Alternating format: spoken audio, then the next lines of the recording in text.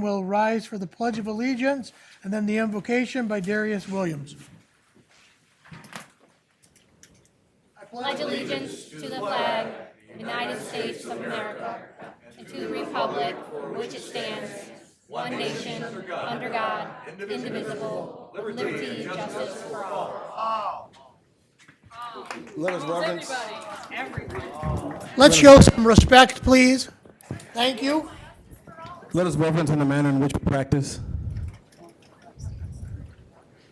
Thank you. Our Heavenly Father, we come to you tonight to reverence you, to honor you, and to thank you for all things. We thank you for this land and this country. We thank you for Jackson County. But on tonight, God, we have some things that we need to discuss. There are voices that need to be heard. God, there's truths that need to be spoken. So on tonight, we're asking for your blessing and for your covering and guidance.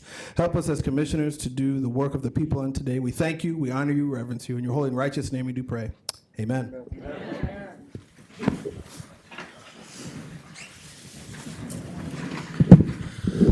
Madam Clerk, could you call the roll? Yes, Mr. Chair. Commissioner Bear. Present. Commissioner Walls. Here. Commissioner Kennedy. Here. Commissioner Duckham. Commissioner Pileski. Here. Commissioner Willis. Here. Commissioner Williams. Present. Commissioner Snell. Here. Chairman Shotwell. Here. We have a quorum.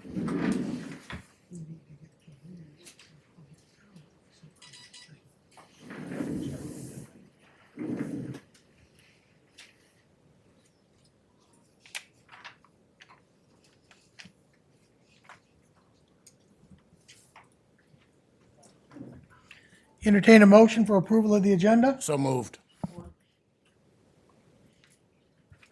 We have a motion and support. Any items for deletion, addition, or correction? Seeing or hearing none, all in favor, please say aye. Aye. Those opposed, same sign. We have no awards or recognition this evening. Communications and petitions may be presented to the clerk at this time.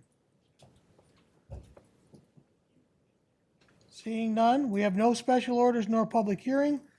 We've arrived at public comment. Public comment, you will give your name, step to the microphone, you'll have 3 minutes. You do not give that time up to anyone else. The commissioners will not debate nor answer questions at this time. Public comment is now open.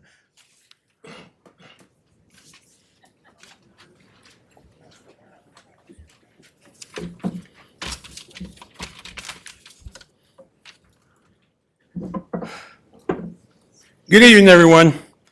My name is Amador Ibarra. I live in Summit Township.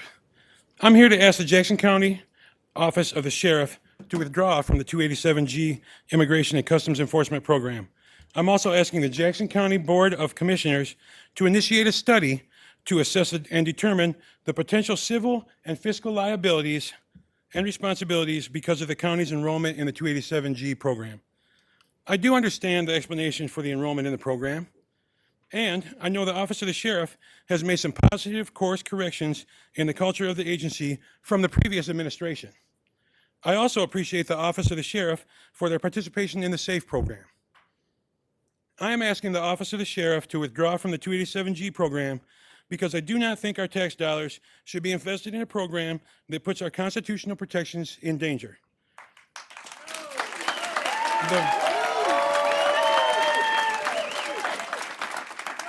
The Fourth Amendment of the United States Constitution grants the right of the people against unreasonable searches and seizures. An enrollment in the 287G program can potentially present the appearance of a welcoming community for immigration enforcement actions based on unwarranted documentation. No one wants that. The Fifth and 14th Amendments grant every person the protections against being deprived life, liberty, and property without due process of law. Enrollment in the 287G program can potentially encourage immigration enforcement in our community to engage people with actions that are outside of that due process. No one wants that either. I am asking the County Board of Commissioners to perform your due diligence to identify possible liabilities so our taxpayer dollars can be protected from having to be used to resolve responsibilities that may be caused by the enrollment in the 287G program. For these reasons, I am asking the Jackson County Office of the Sheriff to withdraw from the 287G program. Thank you.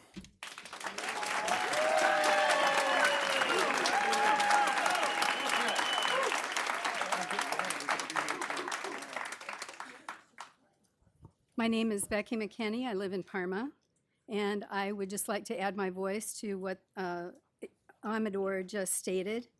When I look at the sheriff's website, he talks about his concerns and his good wishes for the community and for Jackson County.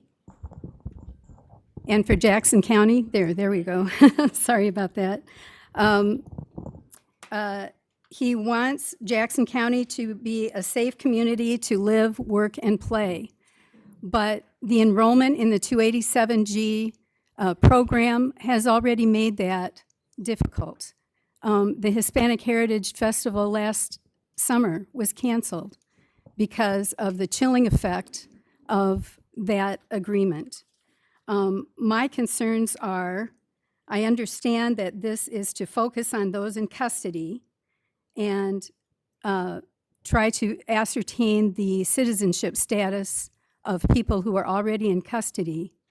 But I just have to say that the conduct of ICE throughout the country has not inspired confidence, has not helped me to feel as a citizen that our involvement with that organization makes this a safer place. The reports coming in from around the country about how ICE is conducting itself are alarming. And I would like to add my voice to Mr. Ibarra's request that we withdraw from the 287G, because if we want this to be a safe community to live, work, and play, this is not an agreement that will help most of us to feel that way. Thank you.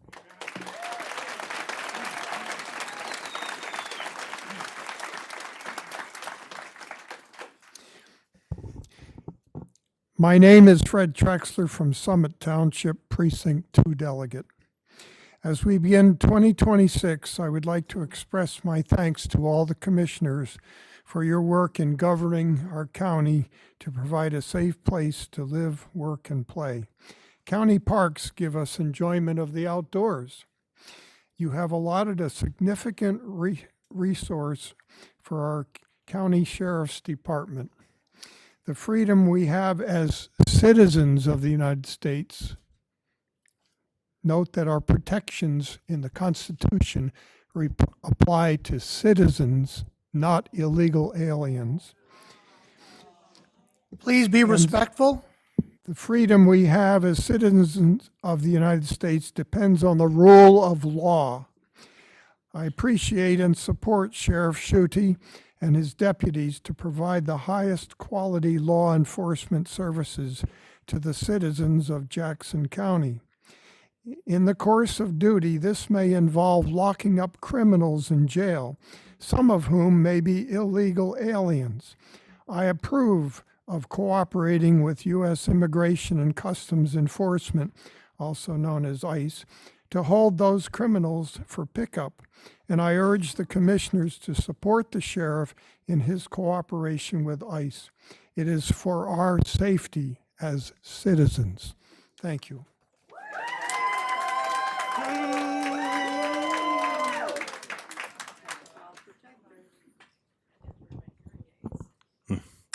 Good evening, Commissioners. My name is Cole McEldowney, and I'm a lifelong fourth-generation Jackson County resident. I'm asking you Commissioners to withdraw from the 287G program. My great-grandfather came here from a small hamlet outside Paducah, Kentucky, for a union job at the Goodyear factory, the kind of job that allowed many families like mine and others to put down roots here, to thrive here, and to call this place home for more than 70 years. It's a testament to how Jackson County gave working people a chance to build stable lives. And it is that legacy that has always allowed me to hold my head high, even when the perceptions and stereotypes of us held by our neighbors across the state have tried to convince me otherwise. I'm proud to be from here. If anything, Jackson has a moral legacy to uphold. I'm sure I don't need to remind you all, but Across the city are plaques honoring residents who served as stewards of the Underground Railroad, people who knowingly broke federal laws at the time to help others escape enslavement. We rightfully celebrate them today because they understood that the law is not the same thing as justice. History matters because today Jackson County is choosing to align itself with federal immigration enforcement through a 287G agreement, making us the first county in Michigan to do so. This is a significant blot on our history and a moral embarrassment to the people who live here. Let me make myself clear, this agreement does not serve Jackson County. It serves Washington. The federal government does not live with the consequences of this policy. We do. When local law enforcement is turned into an arm of federal immigration enforcement, there is not an ounce of trust left for officers of the law. People will stop reporting crimes, and it will become apparent that the officers of the law here do not serve public safety, but the interests of a bunch of overpaid bureaucrats and fat cat elites staffing the White House all the way over in Washington. And for what? The federal government has failed, or more often than not even attempted, to lend a hand or come close to fixing our problems in this county. It has failed to address housing, addiction, and economic insecurity in this county for as long as I've been alive. I have zero faith outsourcing 30 enforcement. to our seconds, local- sir. Yep, 3 minutes. 30 seconds. This agreement diverts local resources away from real problems here. Problems that we deal with every day in order to carry out federal priorities that do not reflect our values or our beliefs. I'm asking you as commissioners to reject federal pressure, protect local trust, and focus on the safety and dignity of the people who actually live in this county. Jackson has been on the right side of history before. Do not let this be the moment that we step off it. Thank you.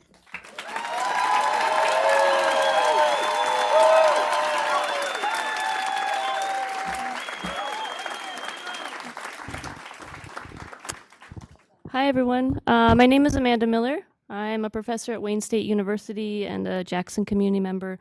I live in Henrietta Township. 2 decades of Thank you. 2 decades of research, which includes studies prior to the Trump administration's expansion of the program, have shown that 287G programs encourage racial profiling, strip civil liberties, waste taxpayers' money, and result in wrongful detentions. Considering safety and security, research shows how the results of these 287G task force agreements have no impact on crime. In fact, these agreements result in city climates that instill fear and prevent immigrants from reporting crimes and working with the police.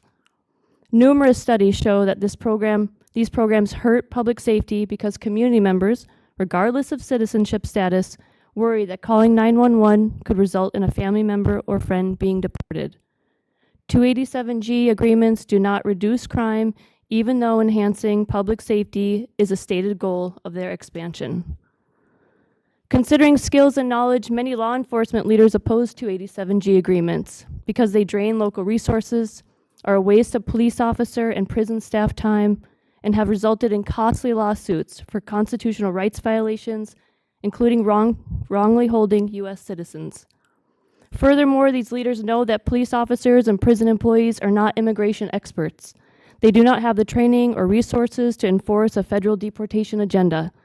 Notably, racial profiling is rife in jails and prisons across the U.S., and Jackson County is not an exception. The dangers of wrongly and/or violently holding Black and brown human beings will only be multiplied with the Warrant Servicer Officer Program Agreement. Considering community and care, the Board of County Commissioners and the Office of the Sheriff have a duty to be accountable to the people of Jackson County. We know that local law enforcement and jail and prison employees who become entangled with federal immigration enforcement decrease public safety and community trust. As a community member, I demand the board and the Office of the Sheriff reconsider and abolish their Warrant Service Officer Program 280G 287G agreement with ICE and never sign another 287G agreement with ICE again.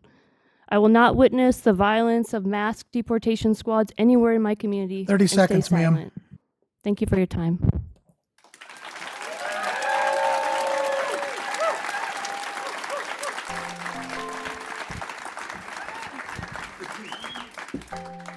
Hello, I am from District 1 and my name is Sasha Grundle. And without the intention of centering myself within this conversation, but simply as a means of juxtaposition, my name, among other definitions, means defender of man. And although I am currently not standing within a literal active battlefield, I am still managing to live more up to my name than any ICE agent has ever done or will ever do. Statistically, ICE does not make us safer and only divides that there is an us and a them. Renee Good was not the first, nor, if we allow it, will be the last murder at the hands of a glorified terror machine. I'm not sure why it took us to her name for all of us to be shocked when there are countless more abused before her, but sure, let's use her as an example of a person we only knew was a person because of ICE's frequent and baked-in abuse. Not to center myself again, but I remember back in 10th grade learning about World War II. We all learned how it began, specifically with promises that citizen check-ins and police training were exclusively for deportation efforts. We were all taught the timeline of public safety efforts into Minnesotan door-to-door checks and to alligator death roll camps. And we were all promised as children that we would never let this happen again. We were told that the reason we were being taught this in the first place was so that we could ensure that it never happened again. But as I have been bearing witness to for far too long of a time period now, never again is just a mantra people utter to themselves as we go to sleep every night to alleviate ourselves of all responsibility and assure ourselves that we are good people without actually ever doing anything. So don't forget to set your alarms tonight. I'm sure you've got more important things to worry about, right?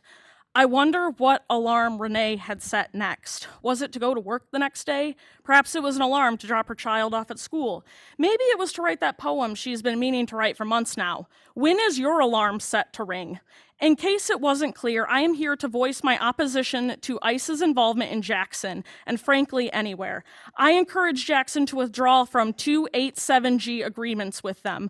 Our current federal administration has already made it abundantly clear through calls of absolute immunity for a murder in broad daylight and not even feeling it necessary to comment on other ICE atrocities taking place every single day that ICE makes nobody safer, and in no way, shape, or form do they want to be defenders of man. They want to reflect a Department of War. I implore you not to welcome ICE into Jackson through more means of any agreement. People are scared, and given the evidence, justifiably so.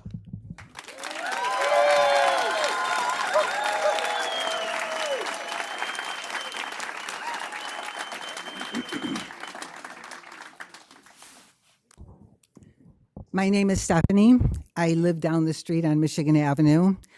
And honestly, I wish I did not feel compelled to be here to talk about the issue of ICE here in our city. I married while I lived in Central America. I have children and other family members who don't look like me, and many of them don't talk like me. My son today is a soldier at Fort Bliss. My daughter lives in DC and was employed by the House of Representatives on January 6th. Currently, she's a policy specialist and lobbies on Capitol Hill for an advocacy agency for victims of domestic violence. And they are dealing with DV victims today who were violated by ICE in Minnesota. That was today.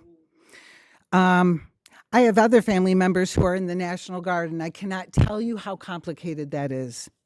My naturalized family members are afraid to seek medical care, pick up a prescription, and are in constant fear of their businesses being targeted. ICE will never recruit the best when the lure is the power of a uniform or a mask, a gun, and a $50,000 bonus.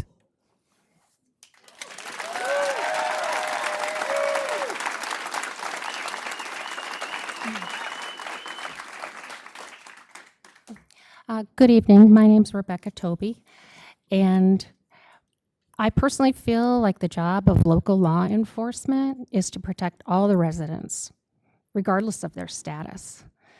If immigrants fear that calling 911 will lead to deportation, they're not going to report crimes, and that makes all of us less safe. ICE tactics in particular are really scary, and they undermine local efforts of law enforcement to build community trust. What will the relationship between local law enforcement and the community be when ICE leaves? 287G is not worth it. Thank you.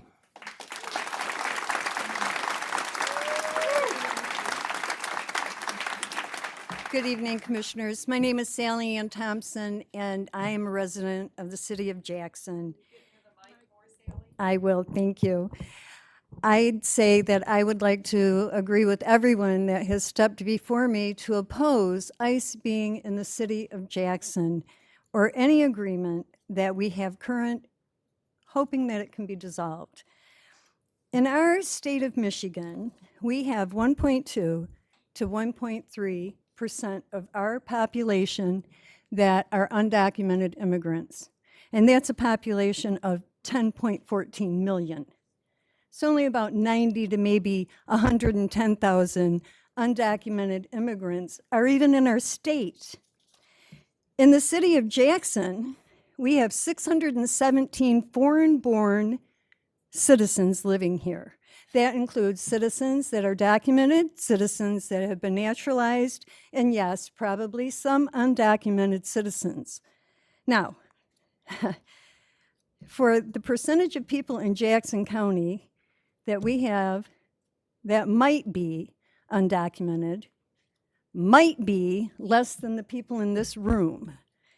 And in my opinion, our current criminal system, if we have undocumented criminals in our city, our police force and our sheriff department can currently handle them and would know about them to deport them. We do not need a very expensive, tax-paying battalion of ICE agents disrupting our city for less than the amount of people in this room. I would hope that we could do better than that in our community, and we could spend our tax dollars a lot better than that, both federally and statewide. Thank you.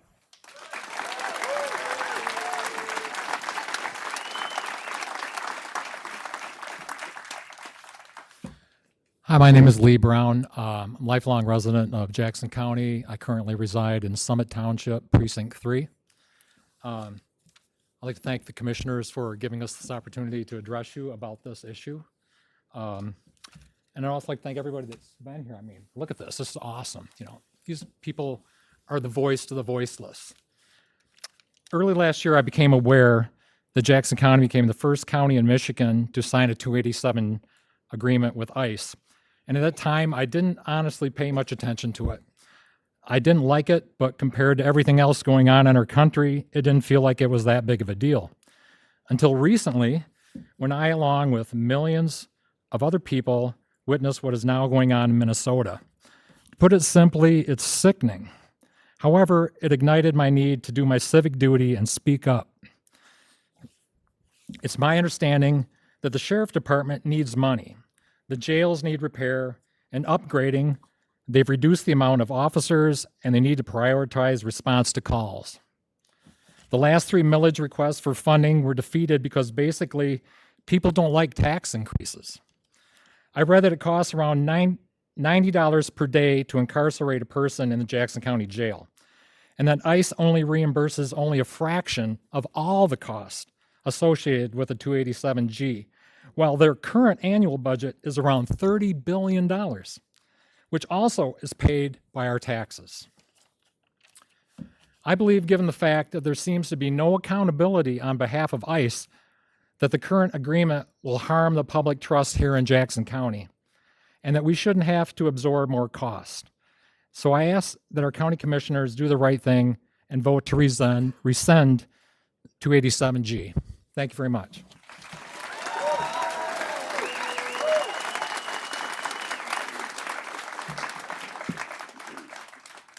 Hi, I'm Heather Kalaga. I'm a resident of Jackson County in the 5th District. I'm concerned about weakened trust between our community and our local law enforcement with the agreement that our city has made to assist ICE. When our local police force starts aligning themselves with unidentified masked agents in tactical gear who surge into communities, raising levels of hostility wherever they go, whether that alignment is active or passive, it will result in a lack of trust between the police and the people they serve. We want our police to be embraced and accepted within our community. We want our people to have a level of trust with the police, so that they will report crimes and emergencies and will not be afraid to come forward. It doesn't matter the logistics of what is happening. It doesn't matter that this agreement with ICE is limited. It doesn't matter that our police aren't going to be asked to knock on doors themselves or ask for identification themselves until they are. It is the alignment and cooperation of our local police with ICE and how our immigrant communities and their neighbors and friends feel about that. Watching the events unfold in Minneapolis and seeing their police chief stand up and denounce those actions of violence must be so empowering and uplifting for the people of that city, because eventually ICE is going to be gone. And what are the people of those communities going to remember when ICE is nothing more than a bad dream in our nation's past? What they're going to remember is that their police were on the side of peace and trust and safety in their communities. They are going to remember that the local police weren't the bad guys. That's what we want to have happen in Jackson. We want our citizens to see that our community leaders are also watching the national stage. We want your response to be that you lead our city away from the turmoil that the presence of ICE brings to a city. And when that happens, we will cheer you. We are here today because we see public trust in law enforcement of all kinds crumbling, and we don't want that to happen in the city of Jackson. When our leaders remove us from this agreement with ICE, the citizens of Jackson are going to look back at this time in our history and be proud of our police force, connected to our police force, and supportive of their vital work promoting peace and safety in our communities. Please vote to end the 287G Immigration Enforcement Program agreement with ICE. The public, your public, 30 who you seconds, ma'am. serve, does not want it to continue. Thank you.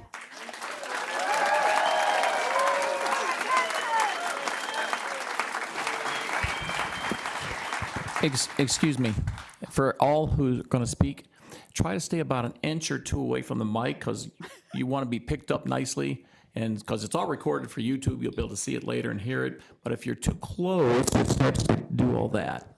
Am I good? You're good. Good. Good evening. My name is Sandra Place. Some of you may remember me.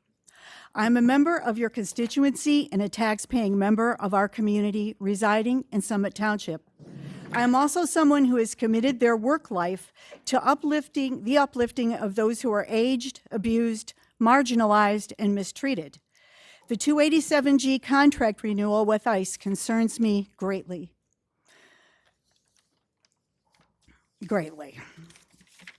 According to MLive, the Hispanic Heritage Festival in Jackson was canceled out of fear because ICE consistently uses racial profiling, which they felt threatened the safety of our citizens and those becoming naturalized citizens.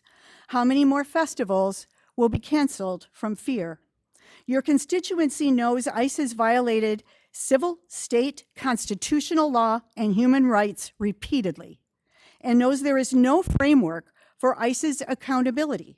They have been allowed free rein, and brutality committed by them is ignored. Congressional representatives were denied access to the Renee Good murder investigation.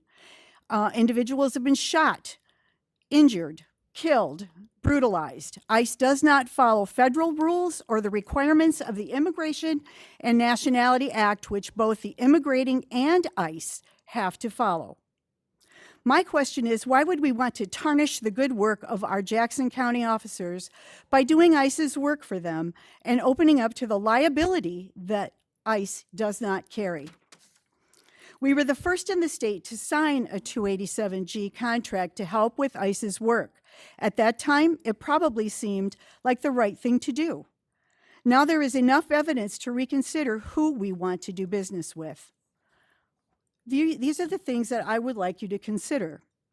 County budget. Who's paying for what? We don't have the money to fix our jail, and Jacksonians are already saying that holding people in our jail is inhumane. So why do this? Who will do this work? Isn't it true that the current workforce is short-staffed? Is it well known? It is well known that the ICE recruits already in law enforcement by offering huge wage increases to them. Tax dollars, I do not hesitate to say that I want none of my tax dollars. 30 seconds, ma'am. Okay. What's our liability? All of it. Ethics and morality, where is it? I cannot in any way see ethics, morality, and law-abiding following in this. Aligning with ICE is aligning with mayhem. I know as a citizen of this county, I cannot see any good come from this, and I can see much harm coming for our citizens if the alignment continues. I thank you for your time and consideration.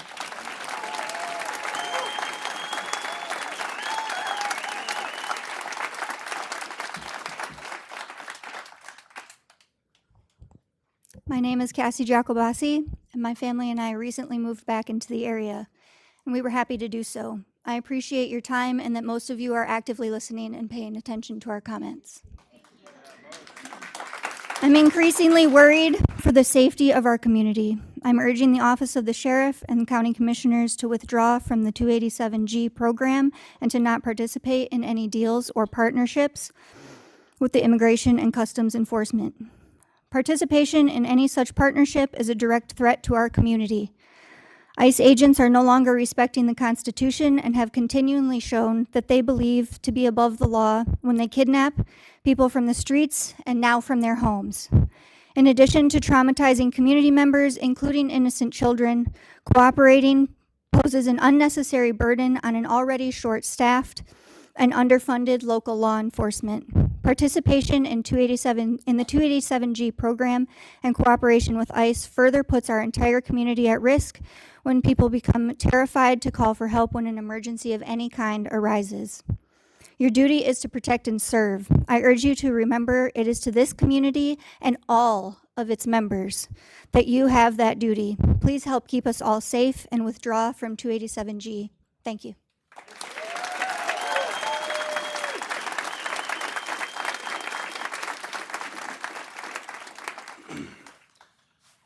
Good evening. My name's Ethan Winwright. I've been a member or a resident of Jackson for a long time. I live in Blackman Township. I'm a union organizer, and my wife is an immigrant, just recently moved to America. And, you know, ultimately, every time that we leave the house, I have to remind my wife to make sure she has all of her documents, to make sure that if for some reason the sheriff's office or ICE were to show up, we would be all good. And even then, I have fear, right? Because being documented doesn't defend you at this point. And it just concerns me that Jackson County, a place where I've lived for a long time, a place where I pay my taxes to, a place that I enjoy living, a place that I wanted to bring my wife to, because I felt that it was safe, because I felt that it was a good place and a welcoming place, is a partner in one of the most sadistic programs to blight the country in a long, long time. You know, ultimately, a lot of the worst crimes against humanity were legal at the time that they were committed. And I think that while this may not rise to that level yet, if we continue to be complicit, then we're just allowing that to progress and get worse. So I'd just like to read a poem, just to end my comments, please. First they came for the communists, and I did not speak out because I was not a communist. Then they came for the socialists, and I did not speak out because I was not a socialist. And then they came for the trade unionists, and I did not speak out because I was not a trade unionist. Then they came for the Jews, and I did not speak out because I was not a Jew. Then they came for me, and there was no one left to speak out for me. And I'm just asking that we stop before they come for my wife, before they come for so many of the innocent people in Jackson whose only crime is that they forgot to fill out a form, and ultimately that we rescind our participation in the 287G agreement. Thanks.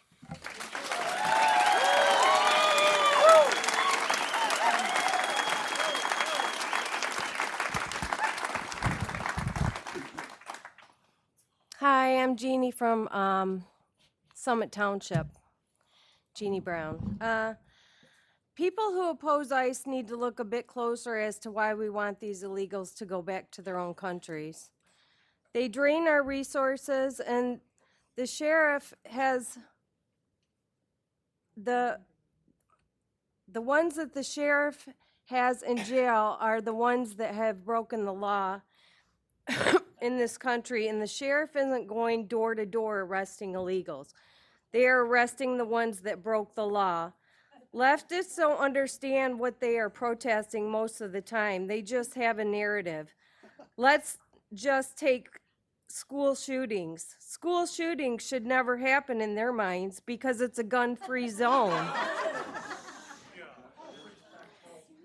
It's a gun-free zone. So if we take the guns away from registered owners, who are left? Criminals. They don't register their guns. What happens in these countries that have banned guns? Crime went up 40%. It's a proven fact when citizens have guns, crime is lower. When you see the PSYOP, you can't unsee it. Trump is telling you he is not messing around with all this BS. We are at war, and you better wake up to the fact. Fifth generational warfare. They have the media spreading the narrative. They're feeding us plastic in our food, along with other things you don't even want to know. They are poisoning our skies with chemtrails, killing us slowly. They are building data centers to use our clean water. The governor even gave Nestle, now known as Blue Trident Brands, rights to take 40 gallons a minute from our groundwater in Michigan for pennies on the dollar. They are putting solar farms up in our farmland and contaminating the soil for 100 years because they want to cause a food shortage. For us useless eaters, the energy generated from those farms are going to companies out of state. In turn, they sell it back to consumer energy without any financial break to the people in Michigan. What I'm saying 30 seconds, ma'am. What I'm saying is if you saved a child drowning in an ocean, the left would be screaming, "You are starving the sharks." Make it make sense and make America great again. Thank you.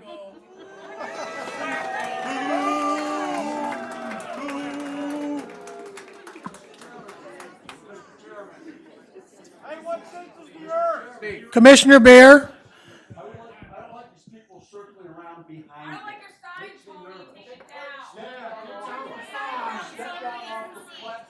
Commissioner Bear. They're moving. They're moving.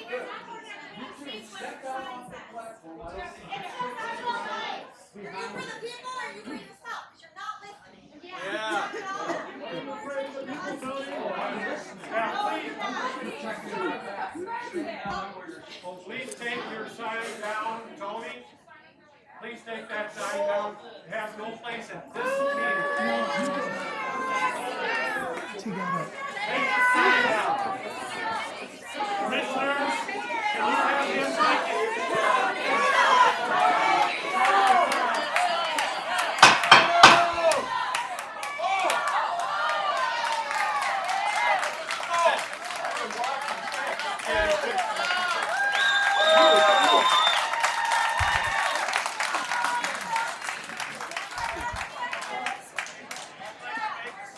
I'm going to clear the room if this continues. Now be respectful of both sides, whether you agree or disagree with the people. I'm going to arrest this woman. Sheriff, I would like you to consider clearing the room with the people who are being allowed. We don't need this. We have to be respectful of all speakers at this time. If you'd like to sit down, sir, please. Okay, then I'm going to ask you to leave. No, I'm going to ask.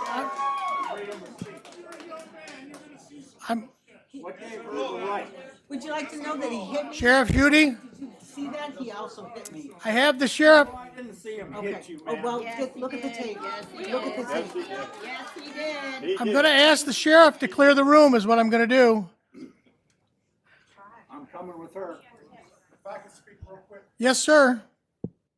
Use the mic. Thank you. That's or local police or ICE? I'm Under Sheriff Anthony Stewart. I'm listening to everybody's views, and that's what this is all about. But everyone should be respectful. Amen. I'm never gonna be disrespectful. And all I'm asking is, see, interrupting somebody when they're talking is disrespectful. And all I'm saying is, let's get through this.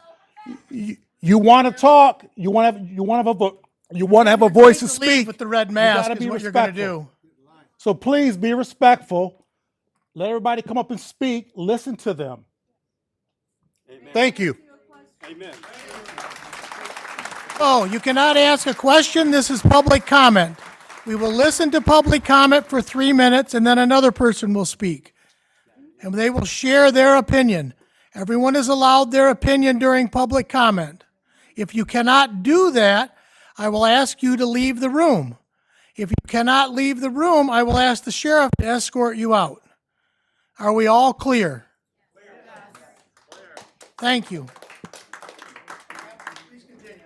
Thank you. My name is Jennifer Gallagher, and I live in Summit Township. I'm here to speak against the 287G agreement that currently exists between ICE and the Jackson County Sheriff's Office. I ask that agreement be rescinded and no further cooperation with ICE continue.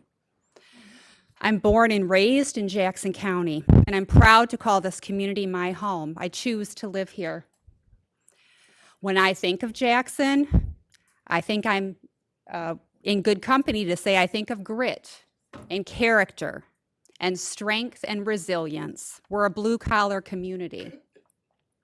It's evidenced in all the people who are here tonight to speak about their opinions. And by overwhelming majority, we do not want ICE interfering in our lives, in our neighborhoods, or in our town. ICE doesn't contribute to supporting grit or resilience or character or strength. It's an organization that is foundationally based in fear. Made up of people who are so scared, they feel the need to hide behind masks and military gear in American communities.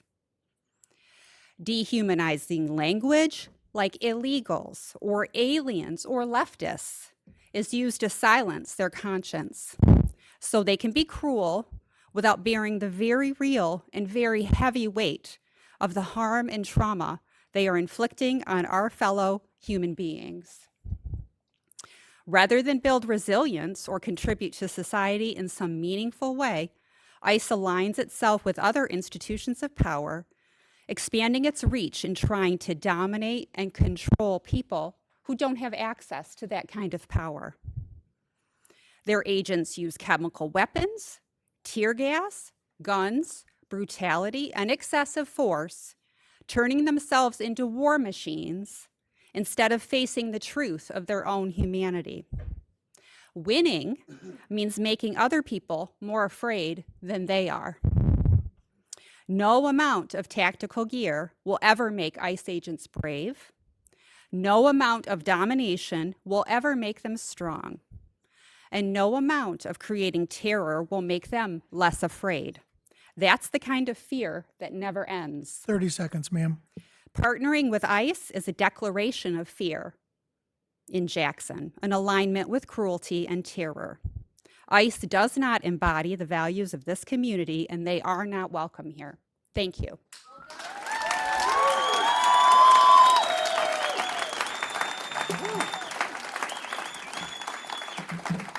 Wow. Can you hear me okay? Good evening. Melissa Hiller, Summit Township. I'm absolutely blown away by tonight. I'm here just to show support for our local law enforcement. I'm trying to wrap my head around how and why so many people here, at least, maybe not in the entire community, but in this room, have just kind of twisted things where now we are supporting those who break the law as opposed to those who enforce the law. So, and I knew I'd get murmurs. And so now we can't even call them illegal. Suddenly everything's undocumented because we have to be so fragile as to not hurt their feelings, I guess. Even though they broke the law to get here, hence illegal. So at the risk of sounding like a racist, anyone living here on my tax dollars who do not go through the proper legal channels, I will continue to see them as illegals and an insult to those who did it right. If you see it differently, by all means, I encourage you to open your home to them, take on their living expenses, and be held personally liable for their actions. That, I think... Sir, I'd like again, my we're going time- to let people speak is what we're going to do. We're not going to razz them. And I'd like my time back. Thank you. So I would encourage you to do that. To me, that seems a little bit more reasonable than the situation we have right now. And I don't personally know any ICE agents, and I don't know any illegal immigrants, but I do know my family and my friends, and I appreciate anyone willing to risk their own life to protect ours. They are not the ones who need to be condemned. And of course, I'm not suggesting that all ICE agents are good and all illegals are bad, but it does seem the hundreds of thousands of criminal immigrants are conveniently overlooked in order to highlight injustice and fuel outrage. Our sheriff, deputies, police officers, they don't write the laws. If there are laws people disapprove of, perhaps Lansing is where this should all be taking place, or talk to your legislators. I support our sheriff and his decisions that are made. And I can tell you I appreciate the men and women who make the choice every day to serve what seems like an ungrateful community. Most would never do that. So it seems that these well-meaning liberals want to take our guns away from us so we can't protect ourselves. And now they want to take our laws away, our police force away, or at least limit them so they can't protect us. That doesn't sound like a successful safety model to me. So needless to say, darn it, I swear they helped me lose some of that time. But anyway, I will not support lawlessness like some. Thank you.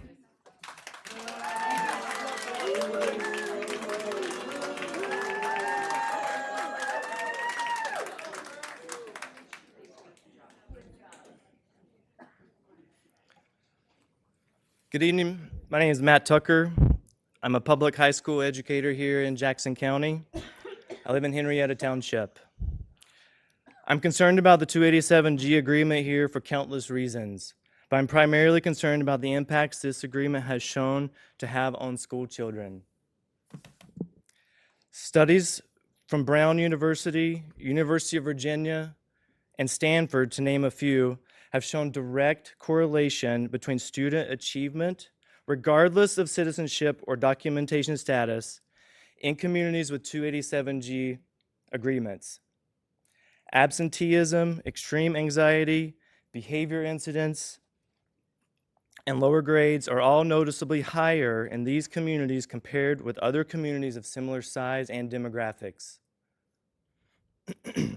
So many children in our community have already been exposed to unfathomable trauma and already lag behind other Michigan communities in student achievement.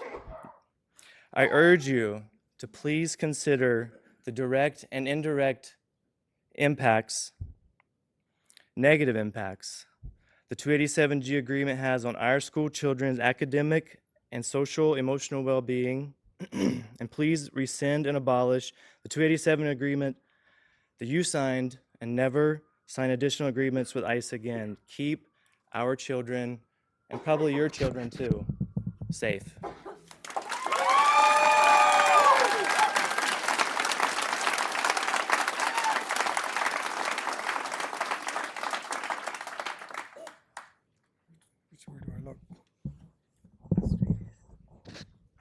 Good evening. My name is John Roby.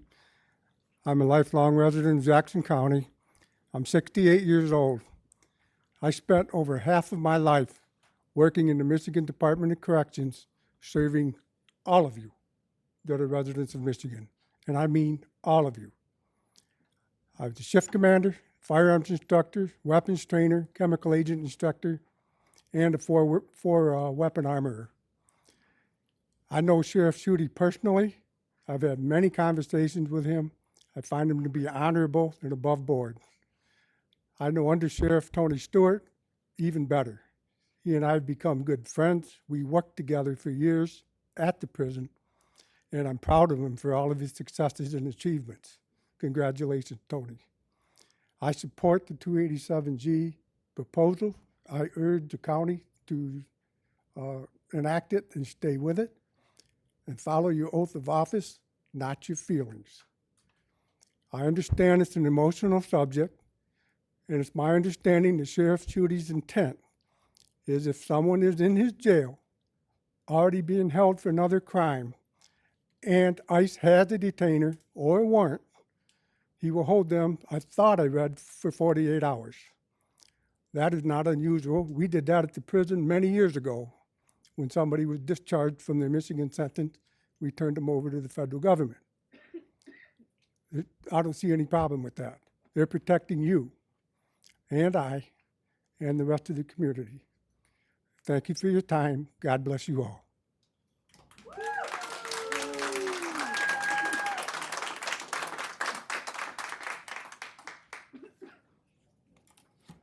Hi, my name is Shirley Schumann Allegre. I'm from District 6. I'd previously expressed concern about the 287G agreement. With the passing of time, more reason for concern has developed. My understanding is that key responsibilities of your board include public safety and justice. That includes the county jail, courts, sheriff's office, etc. Due to these responsibilities, I'm asking you to terminate the 287G agreement. My reasons of concern should also be reasons of concern for you as officials and representatives of our county. My research indicates that Jackson County signed a WSO. Under the program, officers get less training and are only authorized to execute ICE administrative warrants. ICE believes that the Sheriff's Department can hold people for 48 hours, and they're technically in ICE custody, but under WSO. There's three factors that cause concern. First, there's a question of legality. The 287G statute gives leeway, but there also may be a legal basis to challenge the program. ICE has issued illegal detainers and warrants against U.S. citizens. Any locality that helps execute these can face legal challenges. In addition, there are concerns about due process and potential abuses. Second, there are costs involved. We were told previously that the costs aren't significant, but any costs that's incurred by Jackson County would include officer salaries, overtimes, benefits, travel, lodging, and per diem for those who are attending ICE training. Every dollar an hour on 287G means less for local crime. Previously, the community has asked for funds to cover operations and facility upgrades via multiple tax millages that have all been rejected. These shortfalls have led to significant cuts in the sheriff's office budget, and yet you're allowing the agreement to use resources that could be used for basic operations. I don't know about you, but if my money's running short, I buy groceries. I don't go out to eat. As a Jackson County resident, I question any use of resources that isn't for the basic operations of the Sheriff's Department. If this is not the case, don't hold your hand out and ask for funds you're not willing to use if you do not use them every dollar for operations. Third, the agreement being in place is slighting fear in our residents. It's disrupting education, healthcare, and work. It's causing an erosion of the community trust in our law enforcement, and all of these things make our county more vulnerable to future legal challenges. That should frighten all of you. 30 seconds, ma'am. I implore you to end the 287G agreement.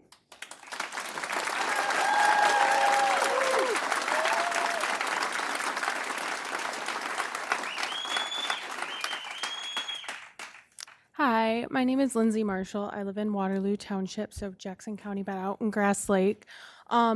So I am someone who owns a gun. I have my CPL, did my fingerprinting down here, and I remember I've never felt uncomfortable or unsafe carrying my gun in my car until about September.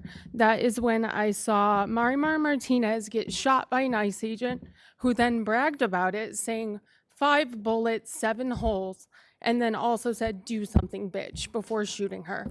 So I just want to know, how am I supposed to feel safe I have this gun legally, but I know if something happens and I get shot, it would be used to justify my murder. So that is one of the reasons I'm asking you to stop this agreement. Sorry, I can't talk without getting emotional, but that's it.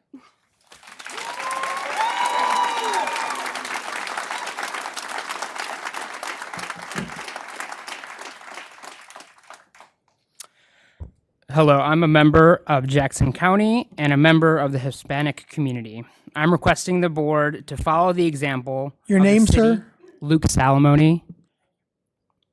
I'm requesting the board to follow the example of the city of Centerline and rescind the 287G agreement with ICE. While under normal circumstances, this agreement might make sense, we are not operating under normal circumstances with the current federal administration.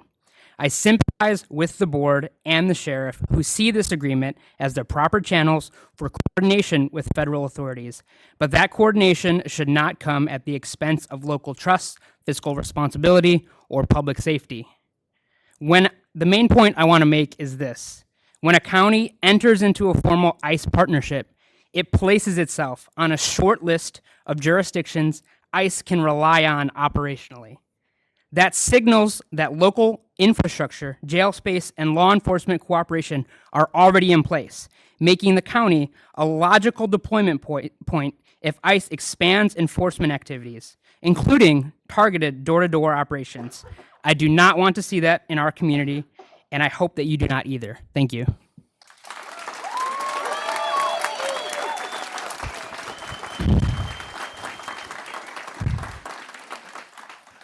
Hello, everyone. My name's Olivia Ojeda. As you can tell, I'm a Hispanic Mexican-American woman, probably 5th or 6th generations here. And I normally wouldn't be up here speaking, but I've got to use my rights. I've got to talk about this. Because not too long ago, I have a granddaughter, by the way, that is joining the Navy. My family for generations has been in the Air Force, Army, Marines, and so, we've all participated. It's not like we're freeloaders like everybody claims that we are. I've worked all my life. I retired from Aeroquip, and I went and got my master's. I'm 80 years old. I'm glad, you know what? I'm glad my father's not here to see this. That would be a shame, because he was a proud, proud American. And it is a shame what I see, and it pisses me off. Well, I'm sorry. Yeah, I'm really involved. I'm a protester, and I'm going out of my way to do it. I don't care if something happens to me. I want my grandchildren to know that I was standing for something. And if you don't stand for something, you don't stand for anything, like some people that I know.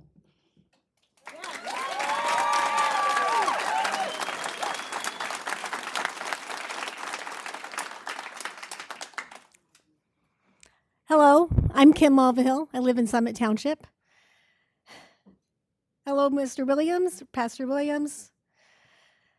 Mr. Willis, thank you for your service. To the rest of the guardians of pedophiles and fascists, I am here to speak against 285G. The ICE is acting as a fascist machine. It is banging down doors. It is tearing people from their homes. They do not have federal warrants. They don't even ask. They're just stripping people from their cars. There's breaking windows. They're murdering people. The atrocities that we know of are absolutely unacceptable. The atrocities that we're going to find out about are going to be horrendous. What they are doing to humanity, what they're doing in Minnesota, you know why they're in Minnesota? Because Trump doesn't like Democrats. Well, your prince of pedophiles there, the man who diddles little girls, he is not somebody that Christians should be supporting. He's the grab him by the pussy president. Anybody who supports a pedophile, a rapist, a fascist is not a good human.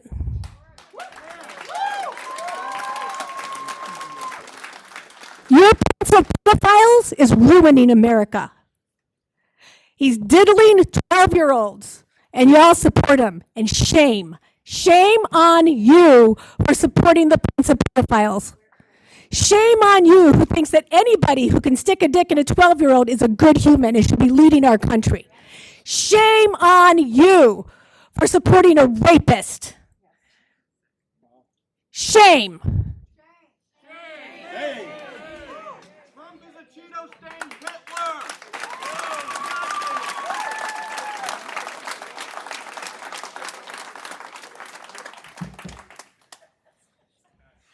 All right, well, that's a little tough to follow. My name is Erin Siemens. I'm actually from the neighboring county of Washtenaw County. I have made Michigan my home for the last 25 years. I am a daughter of a law enforcement agent. My father was a deputy sheriff for all of his career. My brother is an attorney. I am also a registered Democrat, also a practicer of my Second Amendment right, practice of my First Amendment right, and a supporter of the Fourth and the Fifth Amendment, which ICE and our DHS are chronically ignoring in our communities. And as your neighbor and a small business owner, I have customers that come from this area, and I love to come my 30-minute drive out here to enjoy your restaurants, your nightlife. Jackson is a beautiful area, and we are one corridor. We are a beautiful corridor built by immigrants. There's hardly anybody in this room right now that did not immigrate to this country at some point. Many of us undocumented because there was no such thing when many of our families arrived here. And now, unfortunately, me from neighboring Washtenaw County, I'm so sad to see my neighboring county supporting, through this arrangement, this horrible, horrible administration, and being complicit at this dark, dark time in our nation's history. And I'm asking you to withdraw from this agreement now, to do the right thing, to bring back the wonderful, inclusive nature, align with your neighbors in Washtenaw County, and stop supporting the DHS and ICE in this current administration. This is not what any of you want your legacy to be. I promise you that. There's nothing to love about ICE. And those of you in this room who think we are just lawless liberals, I want to remind you that immigrants are half as likely to commit crimes as citizens are. 30 seconds, ma'am. And you're actually making this problem of crime worse because now immigrants feel less trustful of the police because if they call for a crime, they know their neighbor, their partners might be deported. And criminals do not respect county lines. So those of you who are here speaking in favor of this agreement because you are tough on crime, you are making Washtenaw County less safe because criminals Ma'am, you're out of time. will not be picked up because Ma'am, they you're will out of not be time. called.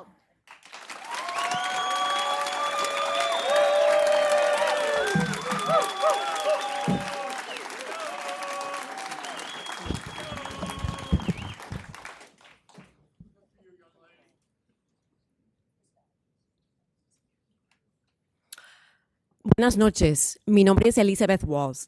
Please don't interrupt me. There's a big clock in front of me and I will watch it carefully. Estoy aquí para obligarlos a todos ustedes a escuchar el español, porque el inglés no es la lengua oficial de este país. No importa lo que diga nadie. Además, estoy muy segura de que muchas personas me entienden en esta sala y los que verán el vídeo después. Le felicito a Olivia por alzar su voz y ejercer su derecho a participar en esta conversación. Yo estoy aquí para hablar por y para las personas que también tienen derecho a participar en la democracia de este país y no porque tienen miedo. Estoy aquí para hablar a favor de mis vecinos, mis amigos y amigas, mis compañeros y compañeras de trabajo y toda la gente que se siente ahora un miedo tremendo justificado. La organización que se llama ICE, que comprende varias organizaciones complícitas, es una patrulla secreta de la muerte, lo que en América Latina se entiende como escuadrón de la muerte. Es una organización terrorista paramilitar en servicio del fascismo. La historia del fascismo europeo, de dictaduras militares en América Latina o el IDF en Israel son ejemplos que podemos entender bien con las mismísimas prácticas que están utilizando aquí ICE. Yo soy una profesora de español, pero no tiene que estudiar mucho para entender que los Estados Unidos es un país genocida desde sus orígenes. Pero también hay una tradición muy larga de solidaridad humanitaria. Y no pararemos de defender, sí, hasta la muerte, es necesario, a los más vulnerables, que son las comunidades inmigrantes, los y las ciudadanos no blancos y toda la gente afectada por la violencia del Estado. Todos los sin casa, sin comida, sin atención médica, sin trabajo. Esta población incluye evidentemente a muchas personas blancas también, muchos residentes del condado de Jackson y los que viven aquí encarcelados también. ¿Ustedes no tienen dignidad? ¿Me pueden entender? ¿Dignidad? Dignity. Do you have any? In my remaining 25 seconds, I will let you know that I came here directly from the emergency room, accompanying a woman who spent 3 days in pain at home, in fear of going to the hospital, only to discover that she had ovarian cancer. Do any of you men know what that is? I suggest you look it up. She was puking for 3 days from the pain and luckily received emergency surgery. However, in this building, there is no water available to the public here, and that is nothing in comparison to the Ma'am, you're water out of that the time. people in You detention asked me don't to have. respect you, and you're out of time.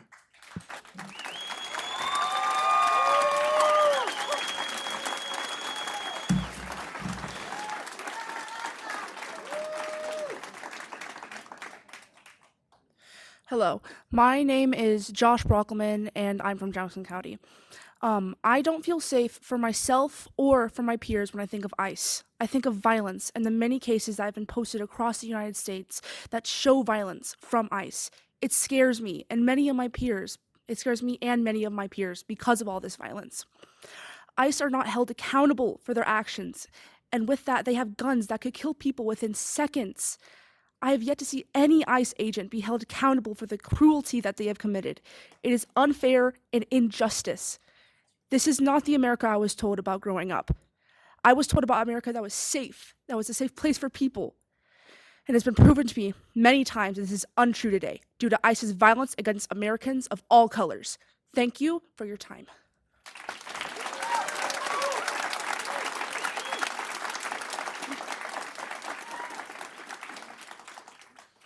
Hi, my name is Julia Brockelman. I moved here from Texas in 2023, and I have grown to love and cherish the community that I have found here. We did not have the community that we have in Jackson, where I come from, and so I am very grateful for all the people that make up this community.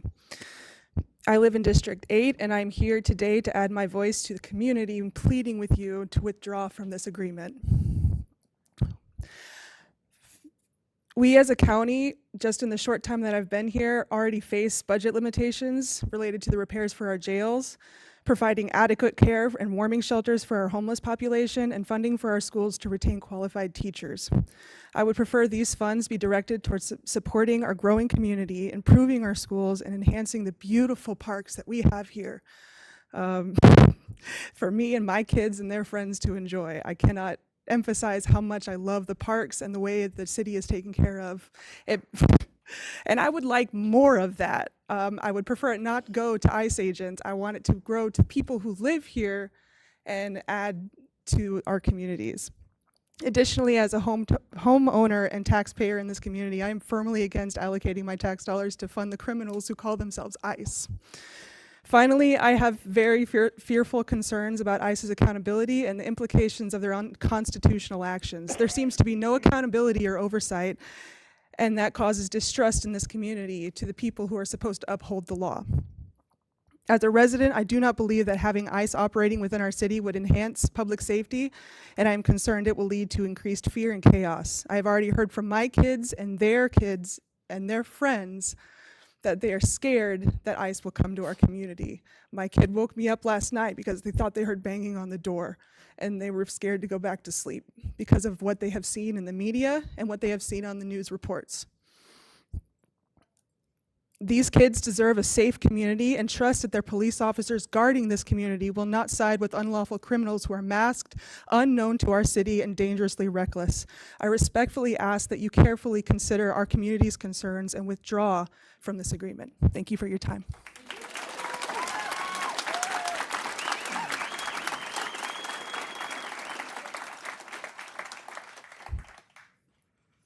Hi, my name is Cheyenne Valencia. I am a Jackson County citizen, and I was born in Michigan, but raised throughout Jackson, Detroit, Taylor, and I've seen more immigrants over there than I have over here, and yet they're still the nicest people I know.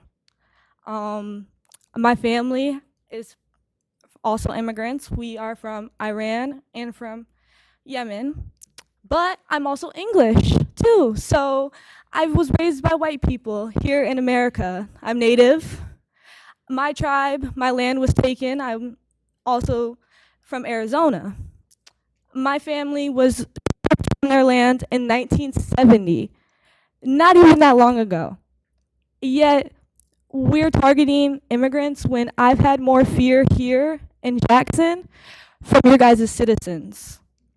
I've been raped, I've been threatened, all by Americans, never by an immigrant.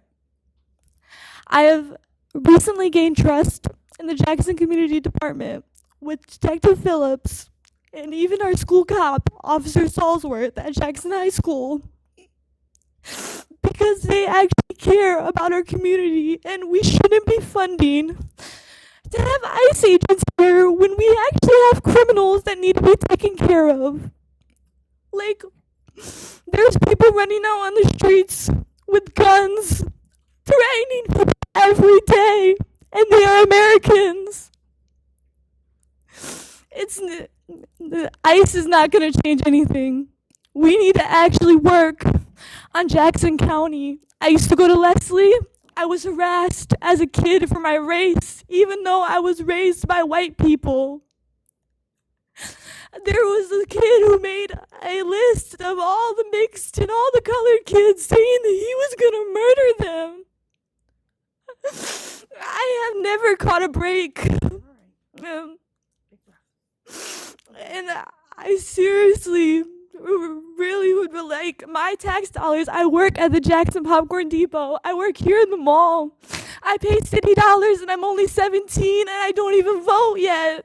But I'm still here because I care. And I seriously need the actual criminals to be taken care of because they're still out there. So can we just not focus on arresting helpless people? Like, natives are being targeted, black people are being targeted, and not white people are being targeted. It doesn't even matter if you're Hispanic anymore. Everyone is targeted. Thank you.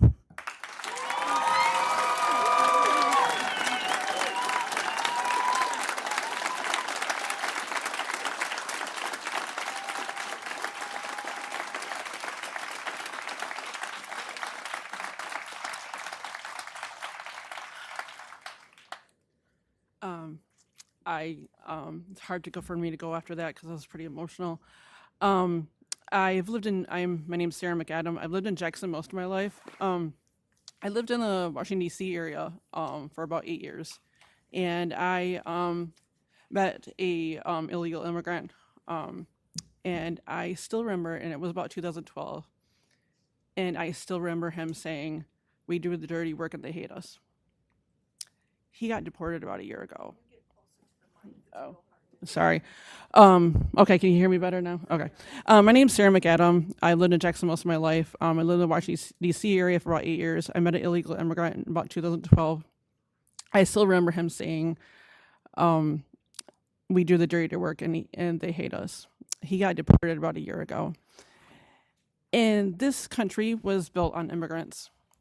The person that I met back in 2012, hearing the two conservatives that spoke, the only thing that the person I met did was let his visa expire.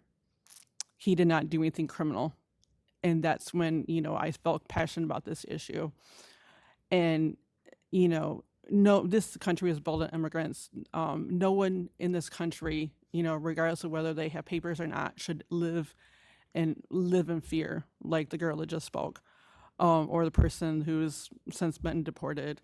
I used to substitute teach, and some of the kids I used to work with were immigrants. And so I'm here to speak to rescind 287G so that everyone in Jackson County can not live in fear. Thank you for your time.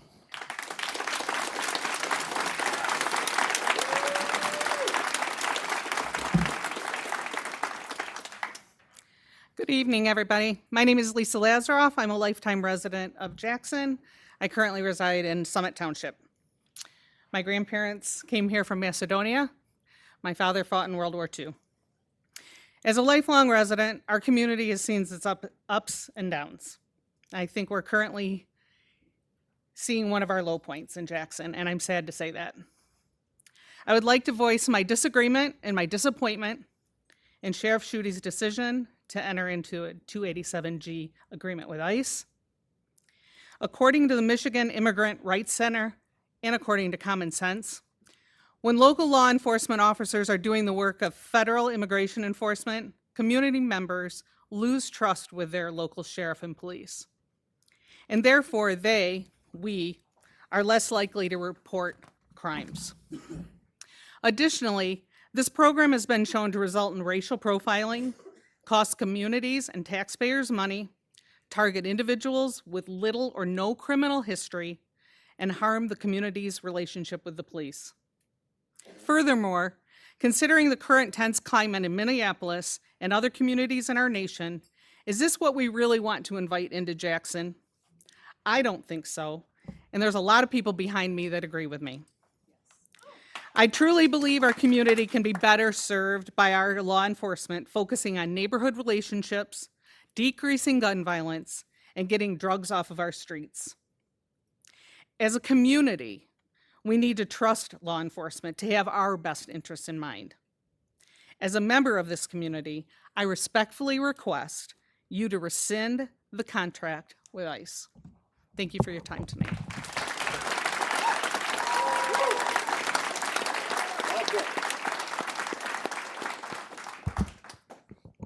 Hey, my name is Toby Baker. I live in the city. I first want to say, please rescind the 287G agreement. You look at what it's doing everywhere across the country, but especially in Minnesota right now, where a girl was taken by ICE and raped in an ICE detention facility by an ICE officer. This is one incident. I'm sure that there are tons of other incidents like this, but you have kids getting taken out of the schools. You have ICE agents waiting outside of courts, where immigrants are fighting to not only get in the proper way, which is hard enough as it is, but fighting against warrants that aren't proper warrants. You got administrative warrants, not judicial warrants. And I just lost my train of thought. But, ICE agents pulling cars over that they're not allowed to do. They are not law enforcement. They are there to enforce warrants, but they're pulling cars over asking for papers. You have reports of local police asking for papers. Not yet here in Jackson County that's been reported, but I'm sure it's happened. I do not want that here. So I can think of right now, but please rescind the 287G agreement. It is seriously damaging the relationship with you and the relationship with the sheriff's office. That's another thing. Yeah, you guys we are constituents. You guys are responsible to us. Things that we require, things that we ask for, we only vote you in if you do those things. There are clearly more than 100 people here. Imagine if all of these people went door knocking against you. I know as politicians, you don't really like to listen to feelings, but instead your seats, you're more worried about your next election than anything else. So think about your next election when you see all of these organizers here, and what that'll look like next time your seat is up. Thank you.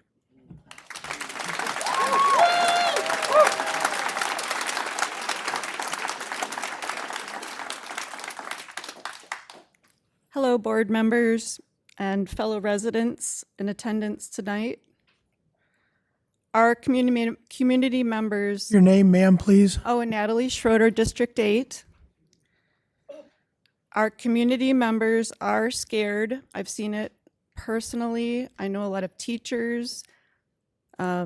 Schools usually worry about lockdowns for potential criminal shooters, but now they have to be prepared to lock down from our own government to protect their kids in attendance, and even sometimes their teachers, because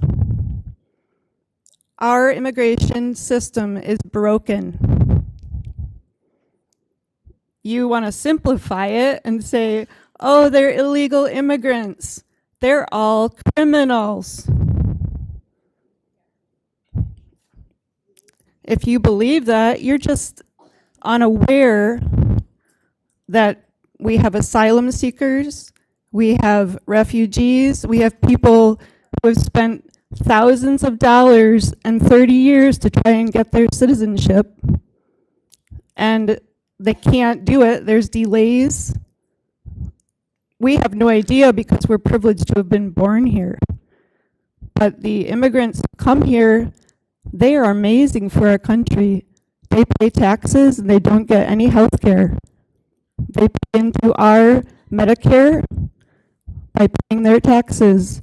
They pay into our Social Security, which they can never collect on. They can also never collect on any kind of health care unless there's an emergency situation and they go to the hospital. I am. This is just facts. Oh, okay. I'm going to email all of you a video of October 18th. We did a march to Sheriff Schuette's parking lot to leave him messages of love. Not so much. I'm kidding. It's a nice march, though. I was going to play it for you tonight, but I thought it'd be better if you could each watch it and really think about the individuals who took their time to march down there frustrated with the 287G agreement. It's about a 2-minute video.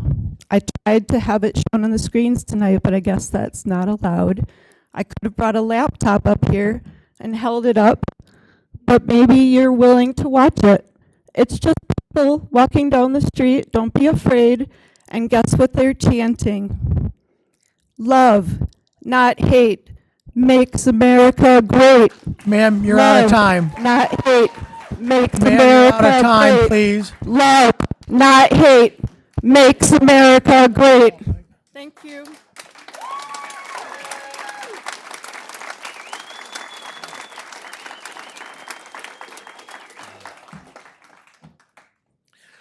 Good evening, commissioners, and thank you for the opportunity to speak. And for the commissioners that are actively listening instead of looking at your devices, thank you even more. Look, the room is heated, rightfully so, but I'm not here to debate immigration policy, but to discuss local responsibility. Sir, I need your name. I said Dan Townsend. You're welcome. I'm not here to debate immigration policy, but to discuss local responsibility, constitutional risk, and fiscal responsibilities, issues clearly outlined, of course, in the agreement. It raises 3 serious concerns that should matter to every taxpayer and every public servant here this evening. First, it shifts the financial burden and legal risk to Jackson County. The agreement, if you all read it correctly, requires the county, not the federal government, to pay for salaries, overtime, training, equipment, transportation, potential liability, and ICE may terminate that participation at any time for any reason, leaving our county with the cost and staffing disruptions. Second, it exposes the county to constitutional liability. The agreement authorizes local officers to carry out civil immigration enforcement and to hold individuals for up to 48 hours beyond their criminal release. Courts across the county have found these practices to carry serious Fourth Amendment risks. This agreement explicitly states it creates no enforceable rights for detainees leaving the county to absorb the legal consequences. Third, it limits local oversight and transparency. Immigration enforcement under this agreement is directed by ICE, records are controlled by ICE, and public disclosure must be coordinated through ICE. That removes meaningful local accountability for actions taking place inside our own jail. This is not about being for or against immigration enforcement. It is about whether Jackson County should assume financial risk, legal exposure, and loss of control for a federal government program that does not clearly improve any local public safety. On those facts alone, this agreement is a bad deal for taxpayers, law enforcement, and constitutional governments. Look, if you're going to check your civility and morality at the door, don't check your common sense. You all deserve to do and be better. And Colonel Sanders, you should be ashamed of yourself. Paper sign.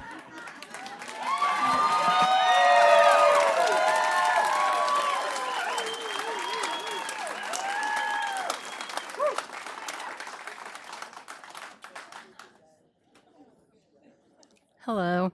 Can you guys hear me okay? Is this better? Okay. My name is Alyssa Jewell. I am terrified to be up here. I'm literally trembling and sweating.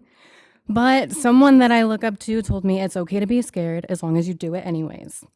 I'm currently living in Hillsdale County, and I'm here to have my voice heard after what has happened over the last few weeks.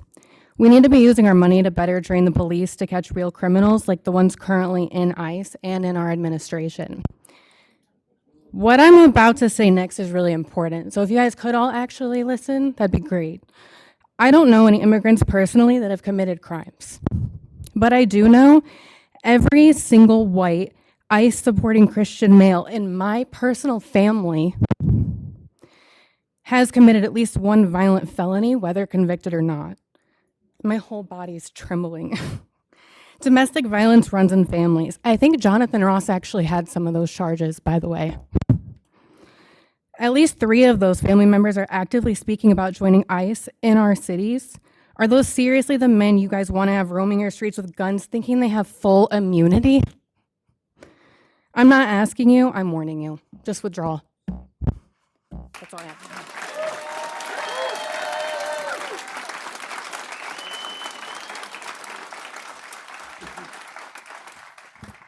My name is Bruce Clevenger from Spring Arbor Township. I've lived in Jackson County all but 3 years of my life. I've started 3 businesses here. I've had 2 children go through the schools here. Overall, the way the county and city has been run by our appointed and elected people has been very good. Otherwise, I wouldn't be here after 73 years. But things have changed. Back in 2020, I was working for an international company, and several of their staff came here to Jackson to meet with our tri-state customers. The company liked what they saw here and mentioned to me that they were looking for a Midwest distribution center and possible manufacturing plant. I got excited. I got juiced. And I came down to the county commission meeting to perhaps talk with commissioners about this. To my total surprise, that night, February of 2020, this room was filled with Second Amendment proponents and militia members. The county board, many of you are still here, passed a gun sanctuary resolution. This made news across the country. And the company I was wooing made it clear to me, because they did their due diligence, they didn't want to come here. I felt the county board had made a very foolish decision on that night. And on January 6th of 2021, I knew damn well they did. I was quite sure of it, and we still have some of those board members here. In early 2025, our county sheriff, and I believe he has the approval of the board, announced the first agreement in the state to assist ICE. I can't see any benefit to it. Unless your mind wants to go somewhere really dark. Jackson County elected officials need to get off the might makes right train and show some real American courage and rescind both the gun sanctuary resolution and the ICE cooperation agreement. You know, we used to have a slogan out there that said, Jackson, we like it here. I'm worried you guys might want to change it to we like it here, but we might beat you senseless and shoot you in the face. Please, please rescind that resolution and also the ICE.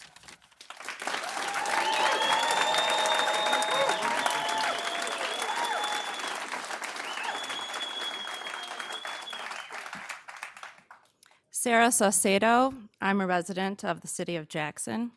Thank you, commissioners, for your attention and patience this evening. There has been a lot of passion.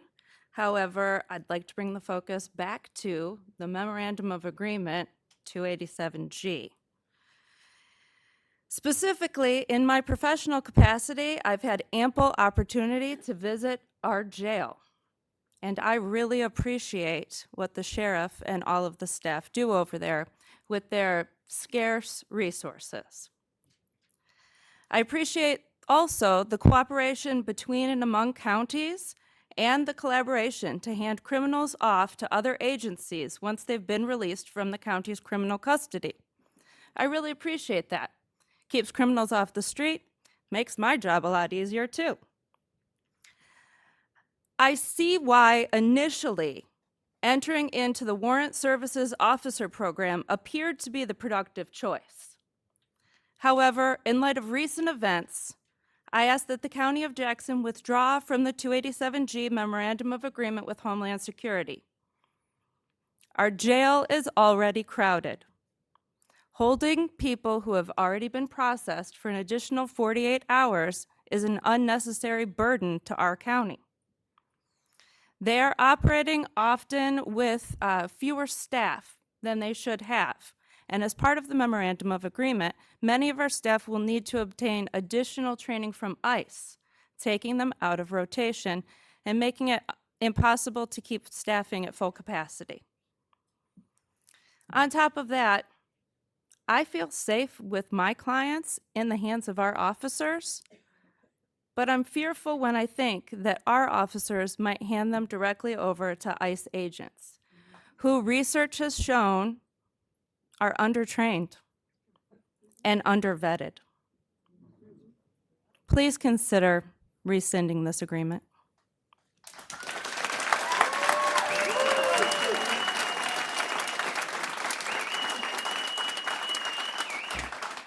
Well, good evening, commissioners and mayor. We appreciate you being here, or the people who are, sorry about that, but I was wanting to make sure I understood why. Your name, sir? Oh, thank you very much, James. My name is Thomas M. Berkemeyer. Because my namesake, Thomas Berkemeyer, I want to make sure, even though he and I share a lot of the same views, but I'm the Thomas M.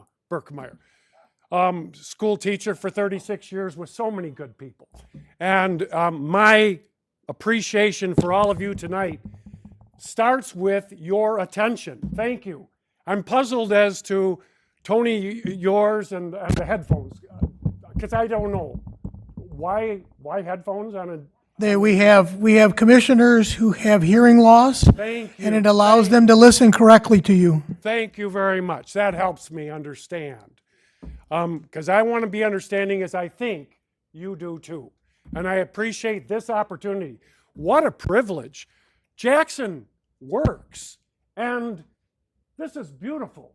When I was waiting outside in the cold because the gates were closed on the steps and we had one working elevator, I thought, whoa, this doesn't look good. It was crowded right out the doors, out to the sidewalks. And thank you for all of you who are being here and for making your voices heard for those who can't be heard. Because this is only a small piece of the voice that Jackson represents. So I'm so grateful to be here and to be a part of it. And I am glad, Tony, that your little sign is now no longer there, because I want to respect you like I respect the others here that are listening attentively. I came with my phone ready for notes, but my gosh, the people who spoke before me spoke better than I can. And I am so grateful for that, even for those who disagree. And so I'm thankful that we can come to Jackson and do this the way America was meant to be, the way that people used to think that this is why I want to come to America.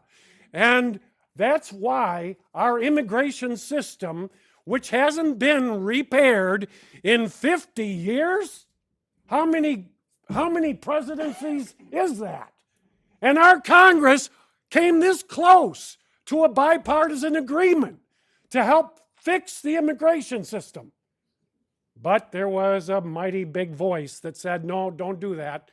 And it didn't pass. It didn't have a chance again. And so they have to go back and try again to make our immigration system work. So my appreciation to every one of you that are listening and making America better, because we can listen to each other better by doing it this way. So thank you, Mr. Thank you, Mr. Birkmeyer.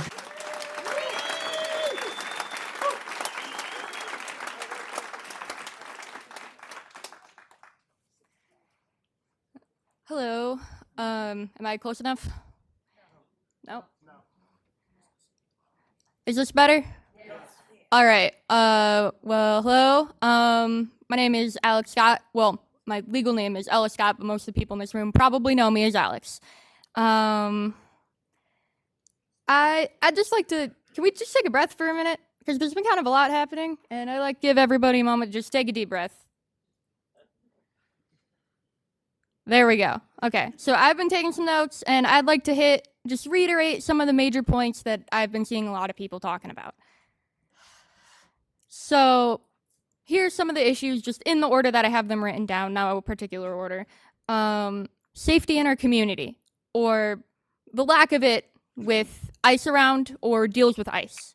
People don't feel like it's safe around here when ICE is around. There's also a lot of concern that deals with ICE decrease trust in our police force, creates a culture of fear. And that culture of fear leads to people not reaching out when they need help, being afraid to call the cops or call 911, like someone described earlier. Multiple people have described. There was one specific example of the one woman who was with someone in the emergency room right before this. There's also the logistics. The county police are underfunded. There are much better uses for these funds than going to this deal, especially when ICE has billions of dollars in their own budget. Why should we be offering up our limited resources? Frankly, it's a misuse of monetary and personnel resources. And something that I hadn't necessarily thought of up to this point is the impact that this is having on our kids. Because as multiple other people have mentioned, we've had teachers, we've had parents, we've had people who just work with kids or are kids themselves talking about how stressful all of this is for them, how scared they are, how, like, we've had a few people talk about how it's impacting performance in school, but we've also had a few people talk about, well, how clearly it's impacting their own mental health, and how even the kids think that there are much better uses of our resources and our time than going after immigrants when we've got American criminals running around. So those are the major things. Figured I'd do a little recap. 39 speakers in. And yeah, that's it. Keep it up, guys.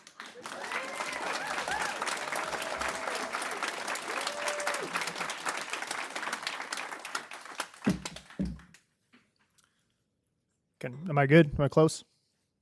Okay. Hi, my name is Jason Hill. I'm a resident of Jackson. I work at Jackson High School. Every day I go to work and I hear stories of kids being afraid to go to school. Children being afraid to go to school. Children being afraid to go to school. Every day I have to wonder what I owe them. I have to wonder if I have to put my body in between a fascist loser and a child. Even worse, I have to be prepared to decide if someone is an actual representative of the US government or a masked Nazi freak.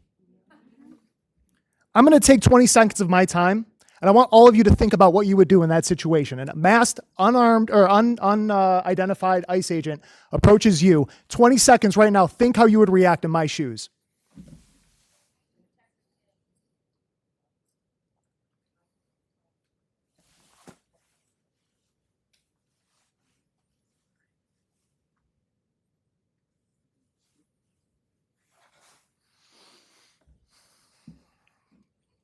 I would have had to have acted by now. So I hope you guys made your decision. I want you to know that anyone up here who enables this, I will dedicate every fiber of my being to ending your political career forever because you're fucking criminals.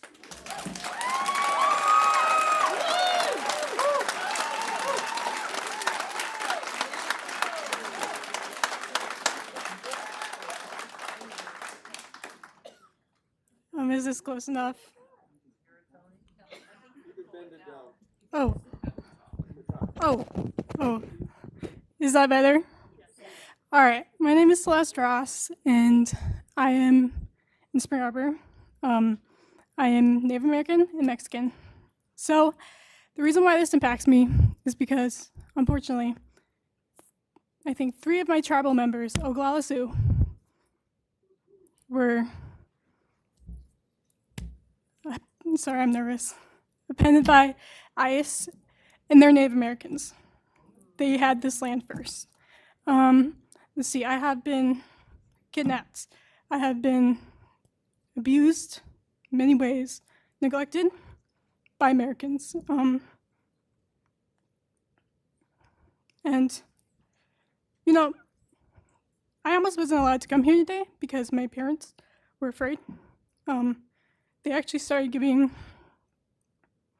me talks about if ICE got me, what I would do.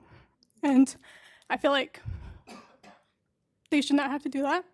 They should not have to live with fear that their child is going to get taken away from them. And it just, you know, I get scared sometimes to go outside because of what's been going on in Minnesota. And I do not want to live in fear that I will get apprehended and held, even though I have legal documents, 'cause sometimes they do that.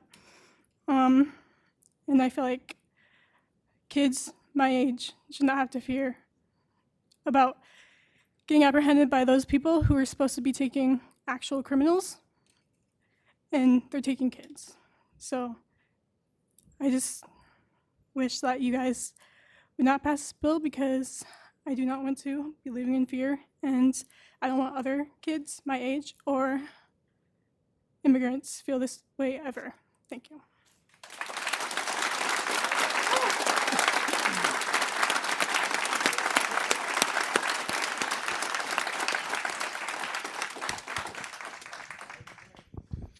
Hello, my name is Yvonne Vela, and I'm a citizen. I'm a Mexican American, and thank you, very proud of it.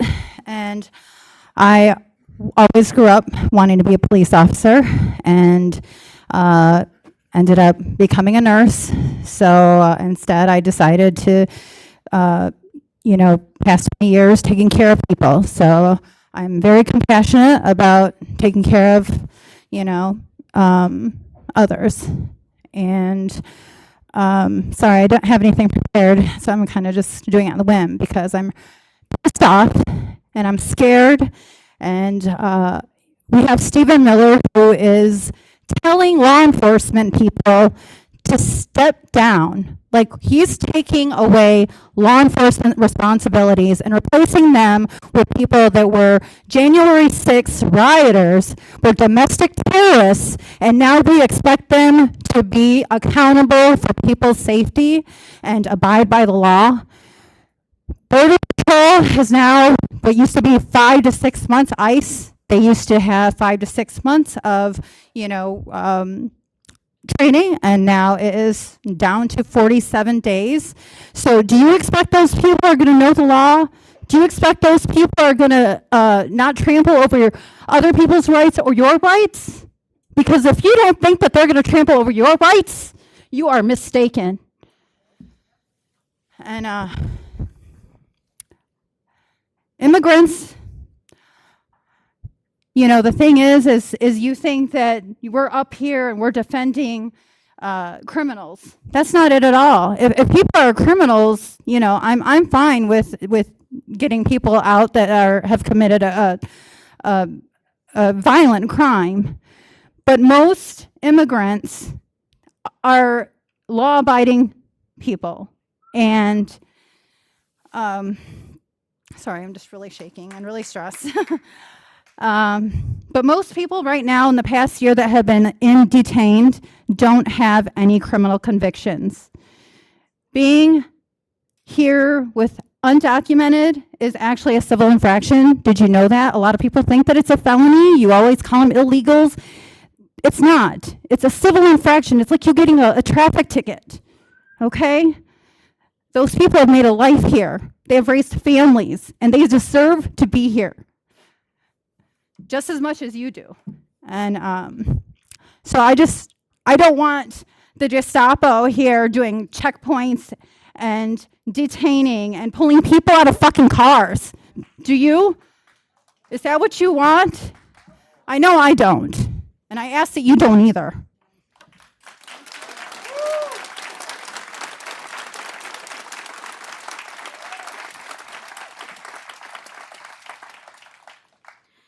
Can you hear me all right? My name is Lily Carlson. I am 20 years old, and I work as a pharmacy technician with the corrections facility here in Jackson. I have lived here my whole life, and the thought of ICE coming to my hometown is disturbing. I come to you to ask to not go through with helping ICE break up our unity, families, and drive rifts into our community. The children in schools that are scared to come home or go to school. The children that are scared to go to school and come home to no one. To parents that are absent because they were taken. That is what I'm scared of. A member of our community that may come along help notify that ICE is in our neighborhoods. They could be killed or injured by ICE, as we have seen in Minneapolis. Just to help our fellow neighbor, not alien, not illegal, not criminal, but a neighbor. They are mothers, fathers, students, or your friends. And upon our local officers that are already stretched thin, you wish to have them redirected and assist these monsters. Sorry. That disguise themselves as helpful servants. We do not have the resources nor the money to help these people with their agenda.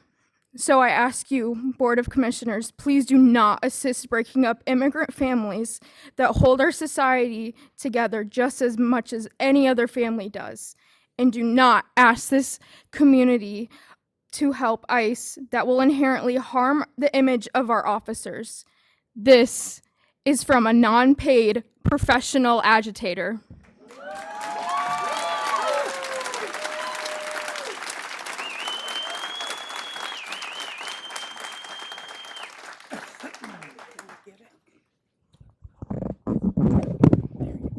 Hello. I'm a human, Gina Ojeda of Jackson. Yes, I'm a human. I'm Gina Ojeda from Jackson. The Lord is with me, no one should be against me. We're supposed to love thy neighbors, know our neighbors, help our neighbors. I wasn't planning on talking tonight. I wasn't planning on coming at all. My mom taught me to stand for something or stand for nothing, which I can't stand. I'm in my chair, I got a little sense of humor, but The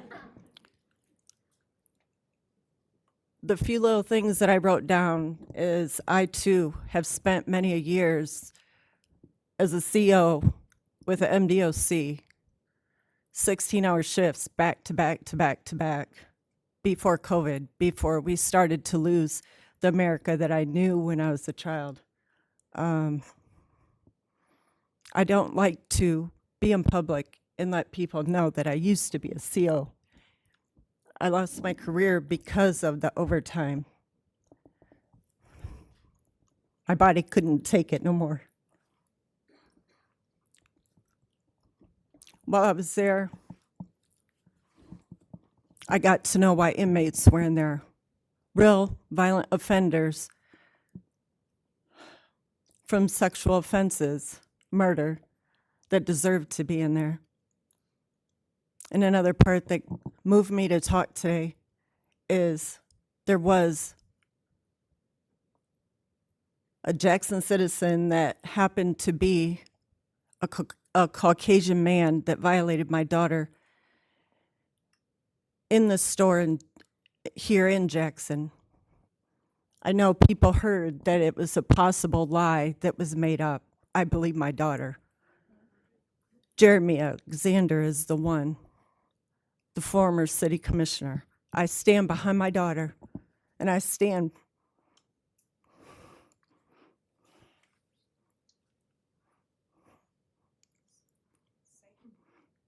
with all I have. I wish people would start to focus on the kids that need guidance, help, and support with their childhoods because they are our future. I've heard just a couple of people talk about the kids. They need to be invested in because they are our future. There's so many kids that are in need and help, guidance, that don't have it in whichever way. There's so many different stories. I know I have 8 seconds.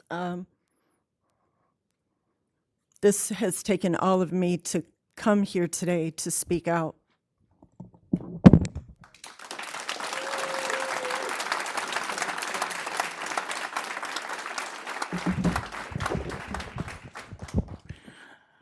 My name is Jason Moritz, and I live in District 2.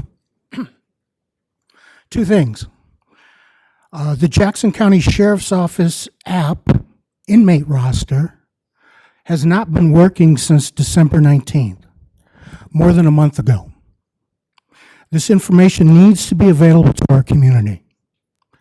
JCSO says it's a vendor issue, quote, but rosters for other sheriff's offices that use the same app are working. I checked in Ohio and North Carolina. I think the JCSO might be disappearing people by not publishing this roster. Second, by starting your meetings with a prayer, I assume you're all Christians and live your lives according to its tenets. As a reminder, Jesus, Mary, and Joseph were refugees. And the following scripture stands in direct opposition to your 287G agreement with ICE. Listen to these verses and then end your 287G agreement with ICE. The Bible tells you so.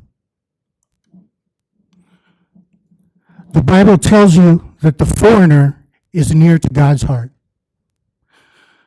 And I quote from Leviticus, chapter 19, verses 9 through 10. When you reap the harvest of your land, do not reap the very edges of your field or gather the gleanings of your harvest. Do not go over your vineyard a second time or pick up the grapes that have fallen. Leave them for the poor and the foreigner. I am the Lord your God. Next, from Deuteronomy chapter 10, verses 18 through 19. He defends the cause of the fatherless and the widow, and loves the foreigner residing among you, giving them food and clothing. And you are to love those who are foreigners, for you yourselves were foreigners in Egypt. Job 29:16. I was a father to the needy. I took up the case of the stranger. Psalm 146:9. The Lord watches over the foreigner and sustains the fatherless and the widow, but he frustrates the ways of the wicked. In the Bible, God himself takes up the cause of refugees and immigrants. Exodus 12:49. The same law applies to both the native-born and the foreigner Sir, residing among you. You're out of time. I can't keep going with the Bible? No, sir. No? No, sir. All right. 3 minutes. I guess you called yourself Christians. Earlier tonight, you were all Christians. I Sir, guess you're 3 not minutes, your Christians time's anymore. up.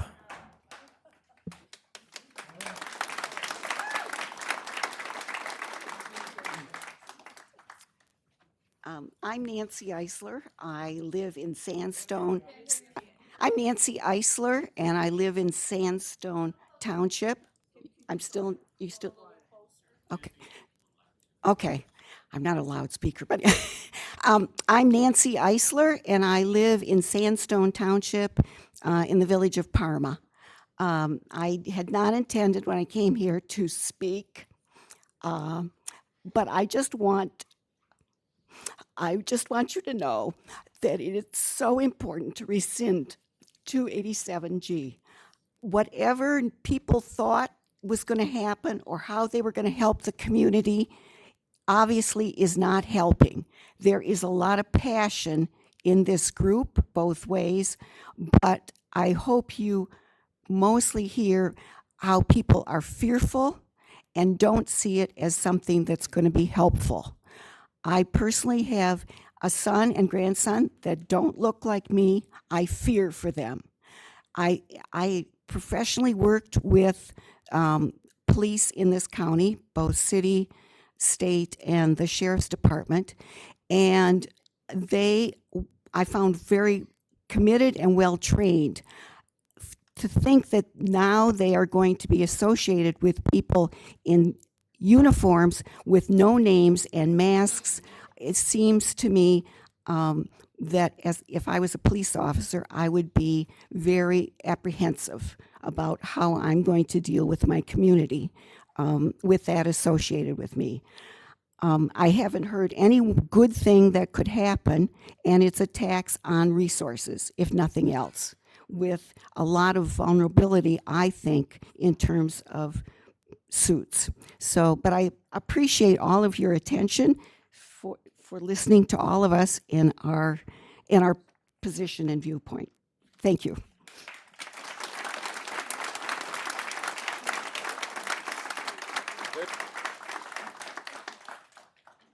My name is Matt Kalaga, District 5. I'm going to go about this a little different, if that's okay. I'm not going to regurgitate all the facts and all the things that people have said. So for 10 years plus, I sat in a chair like you, so I understand the weight that you carry. I understand the pressure that you're under. I understand the values that you hold. For 36 years, I have managed service industries, a vast majority of it in Jackson, Michigan. I have employed hundreds of your relatives and your family members and your friends. You have shopped in my stores. Some of you have called me names. I have employed the vulnerable. I have employed the haves. I have employed the have-nots.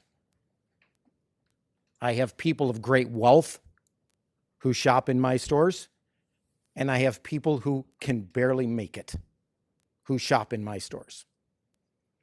I have the very wealthy of Jackson County use my restrooms, and people who are uneducated and cannot speak English use my restrooms.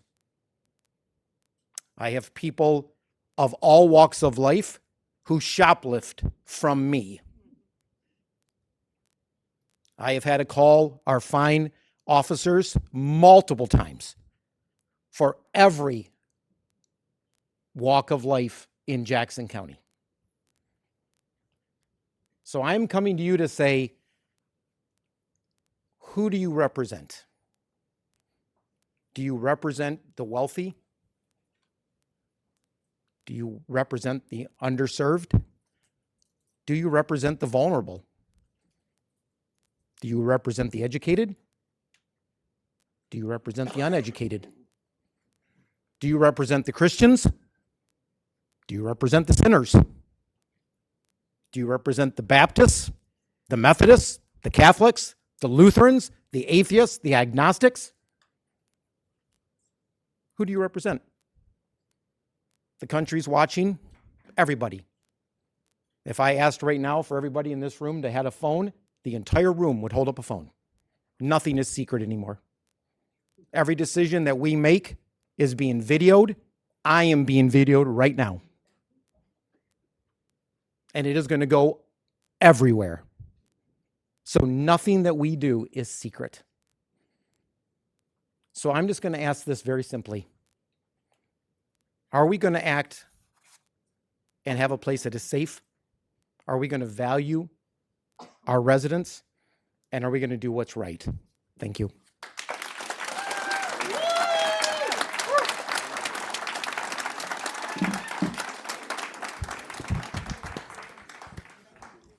Good evening, Nate Edwards, Blackman Township. Okay, I want to just touch on a few things that were said tonight. First of all, for civility, we must have laws and order, right? We have to have order, and that comes from our laws. Understand the immigration mess that we are in. The reason we're having this conversation is a direct result of lawlessness. We need to return to law. We need to enforce the law, right? So the lawlessness of open borders of previous administrations has put us in this mess. Now, I want to talk about, I'm gonna like kind of lightning around this. I want to talk about the children that are afraid to go to school. Listen, if I had a parent or a teacher that was spinning up this kind of hysterical nonsense every day and I had to listen to it, I'd probably be afraid to leave the house too. Maybe that's more on us than it is on ICE, all right? So let's talk about the boogeyman, because that's what you've been hearing all night. You've been hearing about the boogeyman.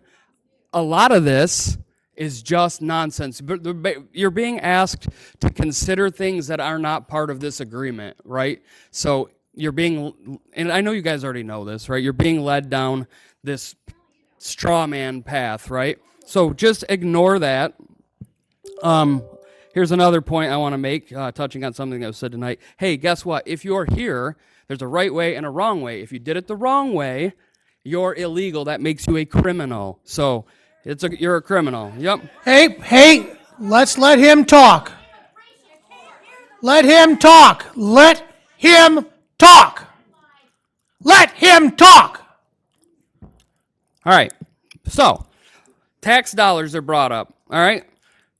Everybody's all of a sudden concerned about their tax dollars giving some additional training to our law enforcement, coming from the same group of people that think it's perfectly appropriate for our tax dollars to go to mutilating and murdering children. Yeah, I said it. So let him talk, or your Sheriff Chudy, would you please escort that woman out? Right there. All right. This is gonna be my last point. Your political careers. Yes, ma'am. Yes, sir. Your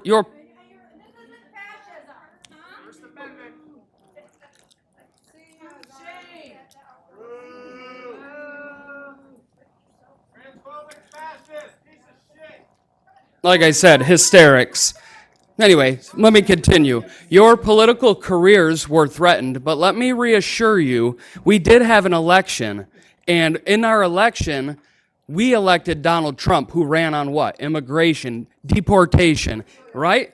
And he won. And not only did he win in America, but he won in Michigan and he won in this county. So regardless of how loud the opposition is tonight, you guys need to understand that we, the people, are behind the decision to renew this agreement, and we are behind the sheriff and his enforcement, and we fully support our law officers and the sheriff. And thank you for being the first county to do it. God bless you. God bless Donald Trump, and God bless America.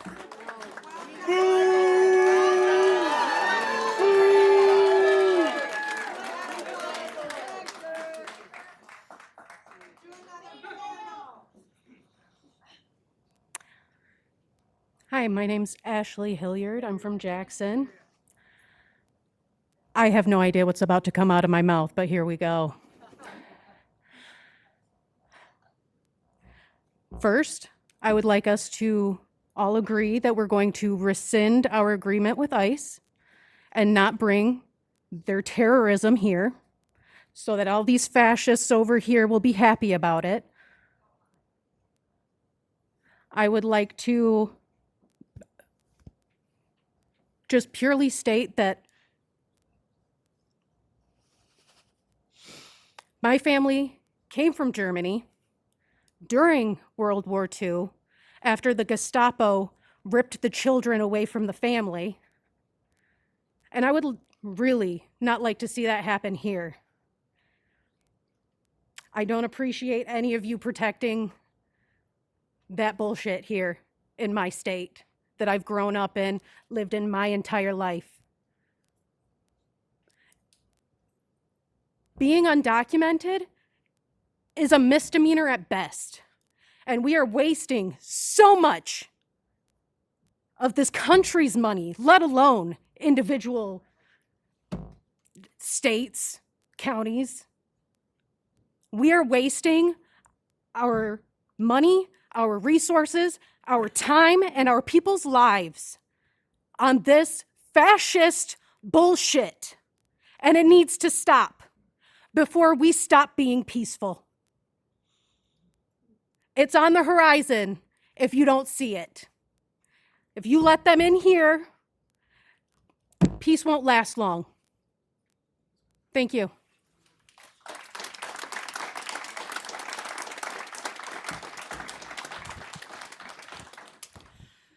My name is Marcy Jankovich. I live in Summit Township, Jackson, Michigan. I'm a certified paralegal, advanced with criminal law and procedure specialty. It's very obvious to me that the majority in this room who don't support this ordinance don't know what it says.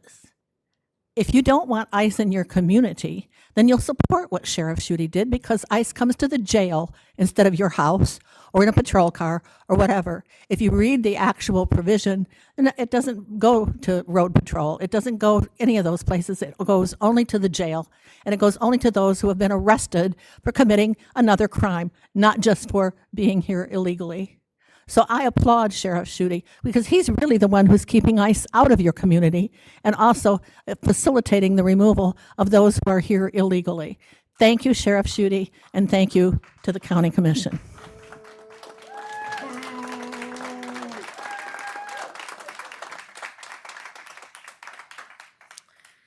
Hey friends, my name is Jamin Bradley. I've been a resident and a pastor here in Jackson, Michigan for the last 14 and a half years. And for me, I mean, a religious conviction is that when we welcome the stranger, we welcome Jesus. But I recognize that that's not everybody's conviction.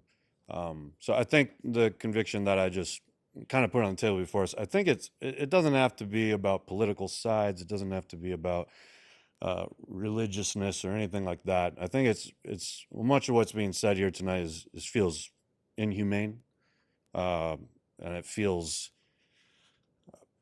You've heard the many voices. There's fear, there's panic, and it's not just for the immigrants, the refugees, and the marginalized, but it's moved on to many beyond that as well.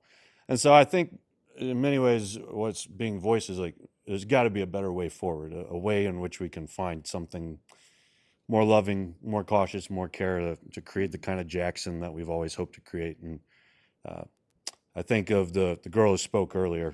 I don't know that the 49 of us needed to speak. I think if she spoke, that pretty much just hit home for me, as she kind of wept through all the pain that she feels as she considers the dynamics that we're currently in. So, yeah, I think I'm just adding to the voice of what's already been said. Thanks.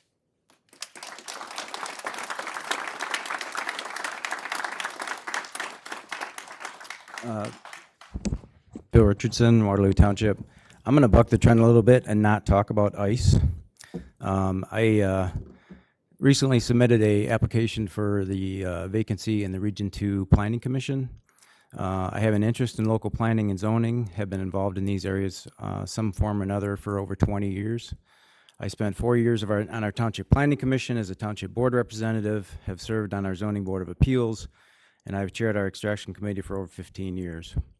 I had a hand in authoring our township's extraction ordinance and recently co-authored our township's commercial solar ordinance. I've also authored other parts of our township's zoning ordinance when I was on the Planning Commission. I enjoy keeping up to date on new developments regarding zoning and master plans, and I've recently been watching data centers and have read up on the recent lawsuit regarding a data center land use application in Saline Township. I'm also currently my township's clerk. I feel I would have some good input for townships submitting their plans, and also think it would help me better understand or better serve my own township by understanding the trends of surrounding municipalities. So I just want to introduce myself, let you know I submitted a application for Region 2 Planning Commission, and that's it. Thank you.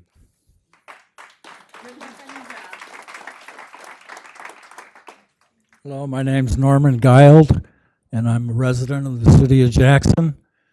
And first of all, I want to apologize if I offended anybody by responding to the lady that was taking Tony's sign down. I think my observation, I've only lived in Jackson for about 3.5 years, and I've been to a couple of hearings here before, but as contentious as this subject is, I'm not surprised that the ratio is probably about 4 to 1, maybe. There's 4 people against compared to the one person that maybe wants to stand behind the sheriff. Long time ago, I read a quote by a Presbyterian minister, and it goes something like this: "Nothing will keep a man in everlasting ignorance like contempt prior to investigation." What that means to me is I had the opportunity to listen to a lot of people get up and express their beliefs, their opinions, and I know it came from their heart. It's what they believe. The way I made that to my advantage was I listened to them to see if there was anything that they expressed that maybe I could come around to agree with. I didn't come here because I wanted this to be a decisive, us versus them situation. And I hope that we all walk away from here knowing that it got a little bit heated a couple different times, but overall the respect for each other, I think, has been outstanding. And I commend the board. I support the sheriff. I came here before when they were talking about other needs that the sheriff was asking the county commission to be supportive of. And, who are you going to call? I am not an anti-immigration person. One of my best friends immigrated from Ghana, South Africa. And I have another friend that came from China. I met him when I was going to school. And both of these people, the one from China is a communist. I didn't try to change his way of thinking. He didn't try to change my way of seeing things either. Kid from Ghana, man, he couldn't wait to get... Sir, you're out of time. Thank you.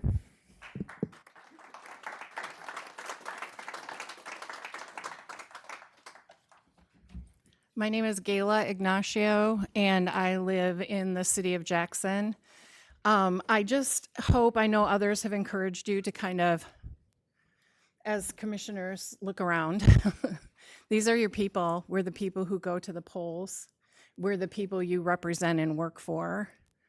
I hope you paid attention tonight. I don't like being dismissed out of hand. I didn't like being dismissed in the lobby by Mr. Kennedy.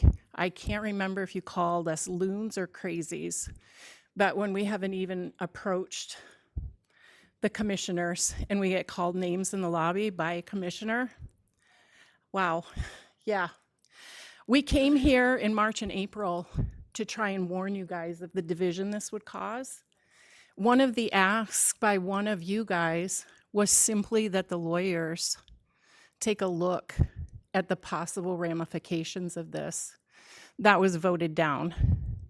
Within that meeting or the next meeting, you guys fully were arguing over a sign that was going to be posted somewhere in the county, and you made sure to approve that your legal team looked over the ramifications of that. This just boggles my mind. How do you guys function as a board? I can't stand up here and thank you like others have so politely done. I've been so disheartened to see how you work and function. I hope it improves. I'll tell you 3 stories quickly. As a member of the Jackson County Immigrant Coalition, our hotline received a call from a man actively having a stroke who is too afraid to call 911 because our sheriff is in agreement with 287G. Fortunately, we had a rapid responder who went to him, took him to the hospital, stayed with him until family arrived.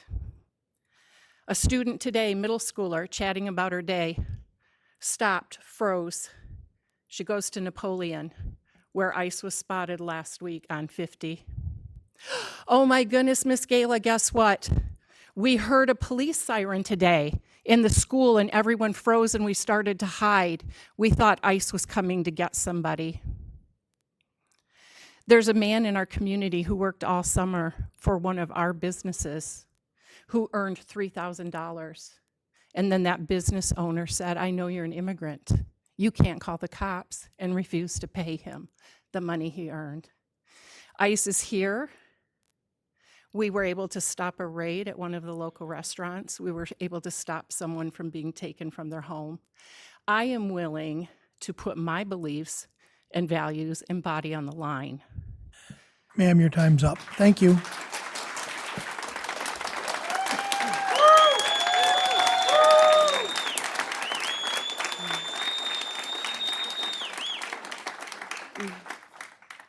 Good evening. Mi nombre es Marcy Henrich. I am from Summit Township of Jackson. Yo soy una Latina and an American citizen. I'm here to ask you to rescind 287G, please. I have lived all over this country and all over this world, and my husband and I have recently, within the last 3 years, decided to make Jackson our home. We've lived in California, Austin, Texas, and moved from Austin, Texas to bring our money to Jackson, Michigan. I am very fearful for my child who looks more Hispanic than I do when I know we have friends that say, your children should not be scared because of what they see. It is not from my home that my child has seen this. He heard my son and children and classmates and teammates have heard my child and I speak Spanish together, because I believe that is a great skill to have and to pass down my knowledge. He is being threatened by his classmates and teammates to have ICE called on him at 12 years old in 6th grade. I am devastated as a mother to try and have to explain to him why his classmates are saying this to him when his father and I have not done this to him. We have talked to his teachers. My husband, the coach of my child's basketball team, has spoken to the players. He understands they are children and has offered them grace. Please, I cannot have my child in fear for his life when we have chosen to move here and spend our money with you all. We are homeowners. We are proud to be here. We love it here. We summered here. My husband is from here, and we moved here to be back with family. I am devastated that we have made all these choices, that we have come to a place where there's hate lives. Please, please do the right thing and protect my child.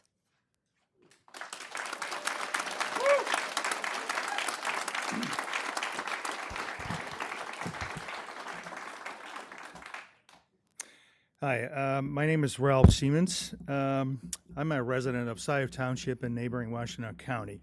My wife and actually my family and I, we frequent Jackson as dining establishments. We come here frequently. One thing I want to say, as most people wouldn't know, I'm an immigrant. I was born in the Netherlands. Most of my family is German. When I was 16, I moved to Canada. And 27 years ago, I moved to this country. I own 2 businesses. I hold 2 passports at this point. I've had 3 in my whole life. And what I grew up with, my maternal grandfather was in the resistance. He was actually picked up by the Germans, shipped off to Germany, escaped, came back. My grandmother, he never wanted to talk. He never talked about anything. My grandmother, she was quite open about what had happened during the war. And as a kid, I heard a lot of stories. But one thing, and I think this is one thing that you might want to start thinking about, is your legacy. Because to this day, in the Netherlands, people that collaborated with the Germans, the families, are still identified. Rightly or wrongly, those families are still known as having been collaborators with the Germans. Now, you know what's going on in this country, with ICE in particular, is not right. There is not a person in this room that will defend a murderer, a rapist that is here illegally, to ship them off and ship them back. Not one person here. And I find that, this whole narrative about equating criminals with immigrants, hopefully you're a little smarter than that and see through that. That's just not what's going on. Okay, criminals, illegal, fine. But that's not what's going on. That supposedly is what ICE's mandate is. But we've all seen, you don't have to, unless you've been living under a rock, you know exactly what's going on. That is not what's going on. People are getting picked up left, right, and center. And why don't I get hassled? Well, I think we all know why.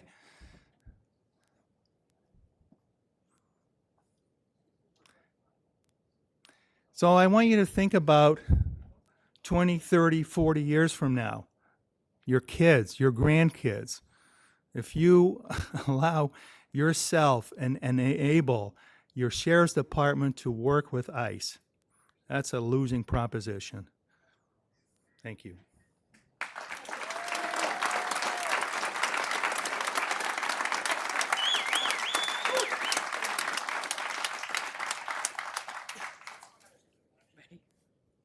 Hi, my name is Irma Ojeda.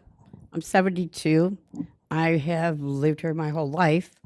My family, every one of them is workers, retired from shops. They came because of the shops here. And let's call a spade. The person in the White House who is a known pedophile, rapist, felon, has put all this in focus here. I have nothing against the sheriff. I have nothing against the city police. We were taught to respect, and I have my whole life. I've never gotten in trouble. I've never done anything, but I am very, very scared. I have had open heart surgery. My rib cage is put together with wires. I'm afraid. If ICE comes here, I see them. They're just slamming you down. How am I going to prove they aren't even giving you time to prove I'm an American citizen, even if I say it? I'm going to be dead by the time I get picked up. My grandchildren, who are white, if you've seen them, you wouldn't know they're Mexican, and they brag that they're part Mexican, have been being told that they're going to get caught by ICE. My grandchildren call me in fear because they heard ICE is coming to Michigan. My family has always been respectful. Look at me. I cannot hide it. You know, the Jews had a star. I'm brown. I'm brown. I'm a target, no matter how we put it. I'm a target. I am so scared. Like I said, it is nothing against the sheriff. It is nothing against the police. I am so glad we have them to be here to protect us.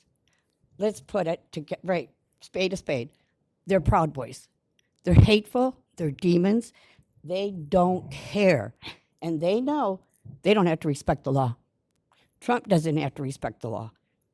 A whole bunch of them up in there. And I would like everyone to listen to Sasha Riley's audio, and you will get a whole nother story of what's going on. And nobody's talking about it. Not even Trump, who should be. So please, I am not against the sheriff. I am not against the police. Please do not let ICE in here like that and give them free reign.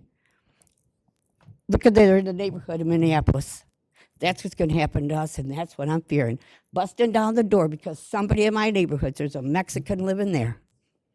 That is my fear. That is what I am petrified. Never been so scared in my life as I am now, especially because I am out of shape. Thank you.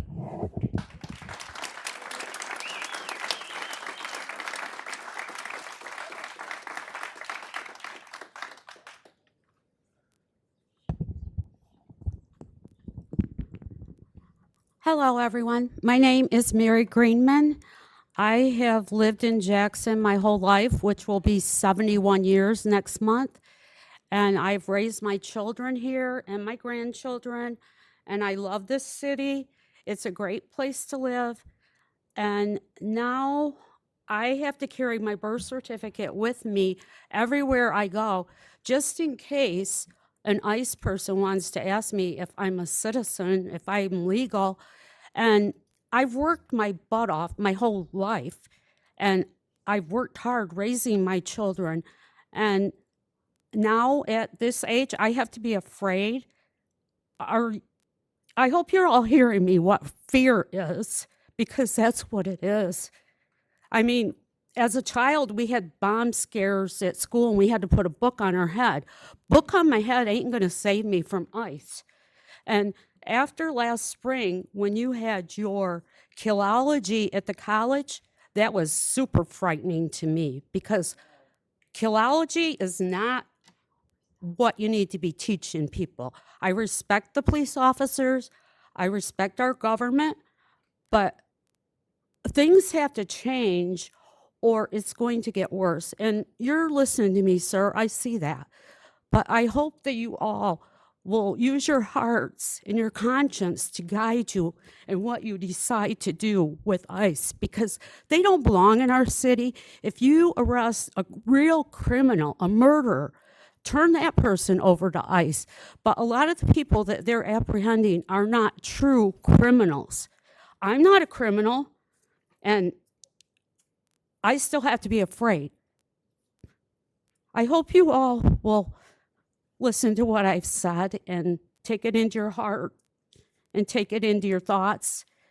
And may we have a moment for Renee Good. I thank you all for hearing me.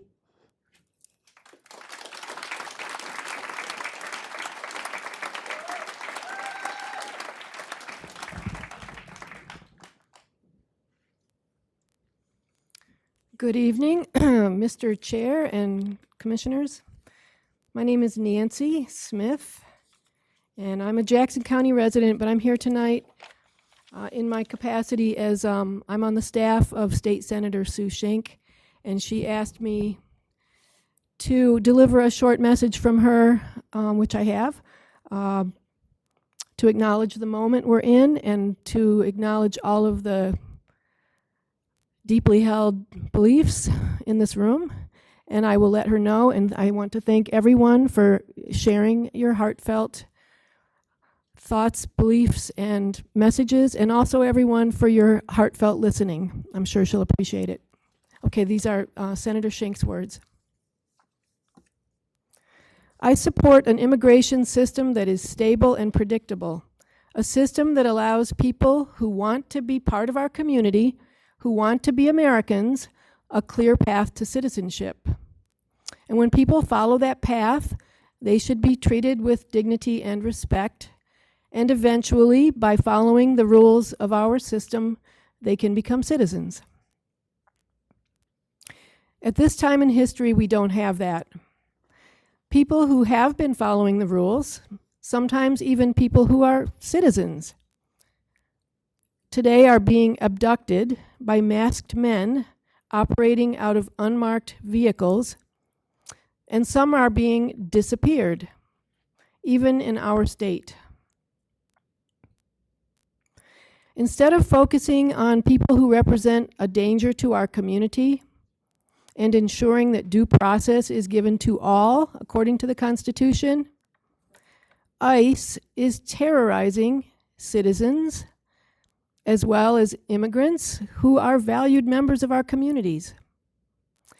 Sometimes leaving children orphaned or alone, and sometimes beating or killing people for reasons that at least one judge has said are illegal.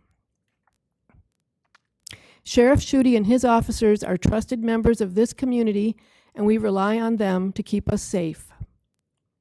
The Office of the Jackson County Sheriff risks losing the trust of this community through its alliance with ICE, as ICE engages in increasingly inappropriate and illegal behavior. Thank you.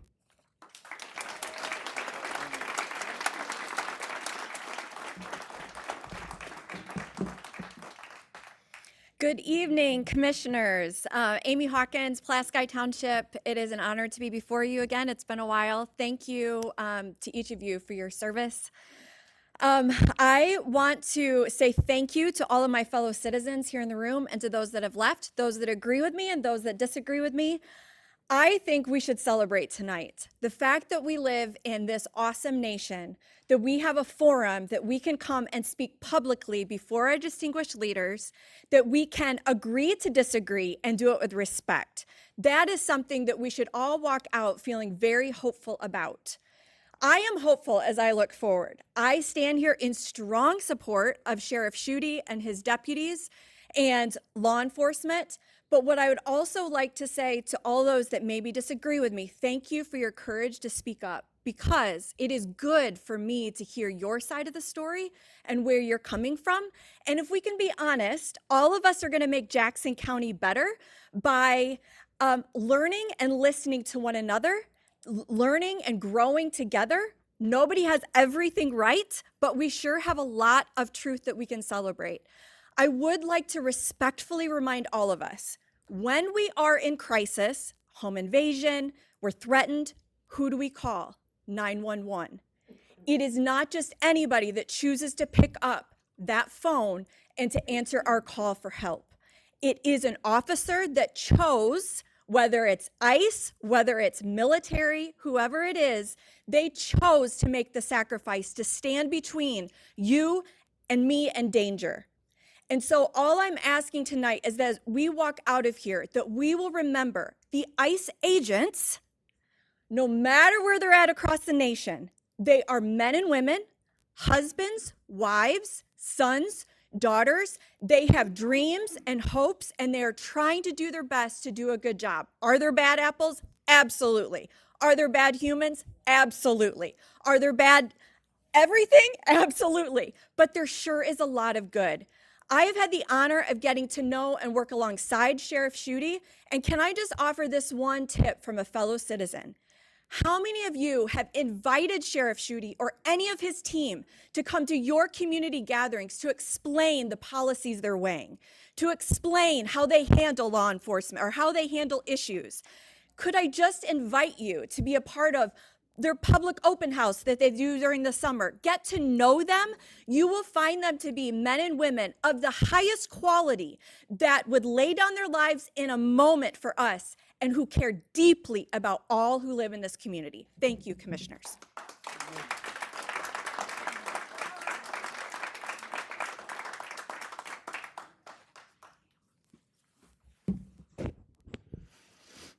Hello.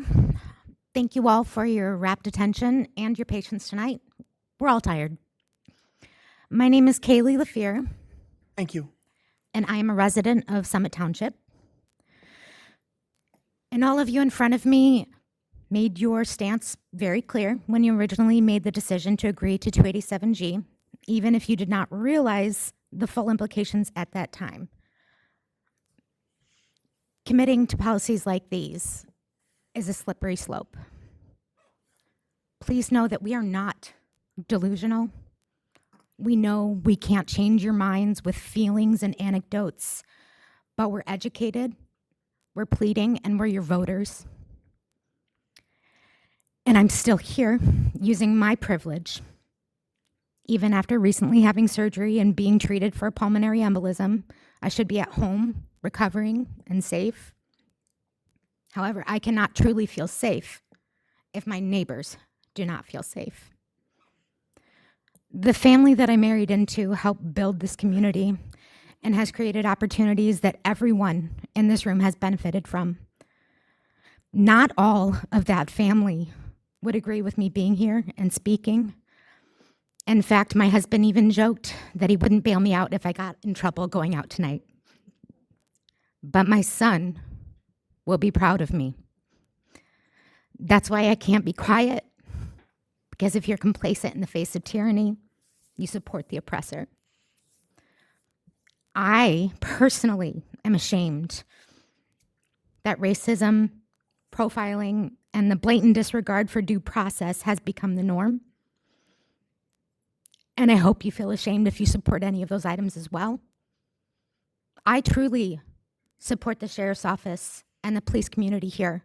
They have kept us safe. They have been trusted, and I don't want to lose that trust. Those who do not heed the warnings of history are doomed to repeat it, and just following orders does not hold up in court. Thank you.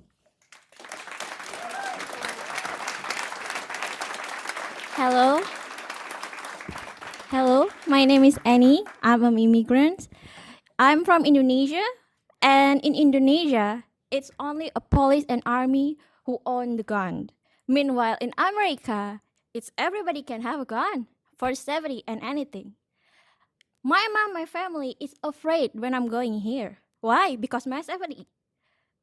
There is a lot of people can shoot me, drunken people and others. And there's an ICE coming. They are cover their face. Why they cover their face? The second one, they doesn't have like name, only like the initial, like we don't know. And it's make me afraid, double afraid, triple afraid, because that could be I'm the target too. I'm Asian. I'm Muslim. I'm a brown, yellow, whatever it is.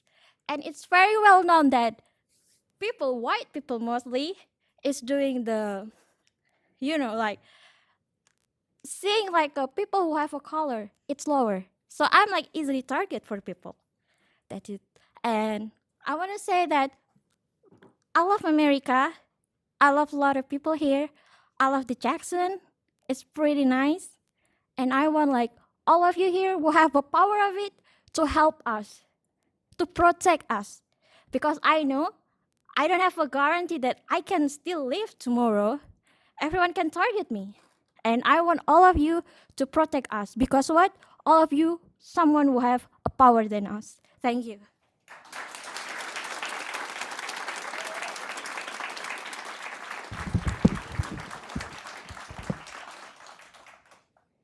I'm John Greenman. I'm a resident of Jackson County. Have been for 55, 56 years. Most of you I see are about the same age as me, and some are younger. And my father and my uncles all fought in World War II. And my mother was a Rosie the Riveter. And they fought against the regime that we are facing right now in this country, the same type of regime. They're pulling people out of their homes, kicking their doors in, throwing them into jails, and some are dying. And it's just a disgrace to this country. It's not just me or the people that are here agreeing with me. It's the world. The whole world is looking at us and saying, what in the world are these people doing over there? This was the United States of America. And here we are pulling people out of their homes, smashing into their cars, dragging them out, breaking their windows out of the cars to drag them out. And half the time, they're not even illegal. They're American citizens. And they're just treating them like, well, I won't say what the President of the United States says, but that's the way he's treating them. And as far as we the people did not elect Donald Trump. Some of the people elected Donald Trump, but I, for one, did not vote for him ever and never would. I've never agreed with the man. I've never liked the man. I've always thought he's a disgusting piece of human waste. And what he does in this country is just pathetic.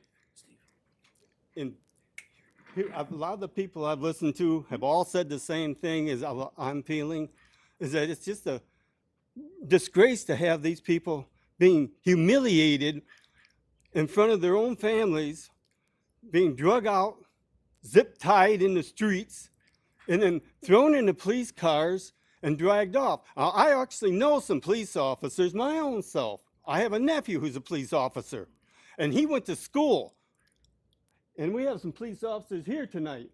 And I'm sure they went to school to become a police officer, spent probably a couple of years in college, and then went through academies. And these people that are ICE agents are getting 2 weeks training. They don't even go to an academy. They just, I don't know what they're doing, how they're training them, because they're not learning any law. They're not learning anything other than be disruptive and destroy this great country of ours. It's just terrible. I cannot believe what's going on. It's just, I'm in awe of what's happening in this country. And I know that this officer right back here is probably went to college. I'm sure he did. And he learned some law and went to Sir, you've used up all your time. Oh, I'm sorry. Thank you very much. At this time, the administrator controller would like to address the audience. Thank you. The two main elevators in the lobby out there are offline. We're not sure why, but it is real. We have a stair over here that I would rather you not use. It's 5 stories of spiral. You know how those triangle steps are. They're difficult at best. We have another elevator back here in this corner that will take you down to the first floor, and we have a stair that's like normal. So for those of you who need to use the elevator, feel free. And of course, those who can use the stair, feel free as well. But try to avoid that one up there unless you're really in for a challenge. It's legal and all and safe, but you really got to be nimble. I know I've struggled with it myself. Yeah. FYI, we're all safe. Everything's good. We can continue. Just want you to know, though, that's the case. Don't run for the elevators because they're not working. I don't want to use them anymore.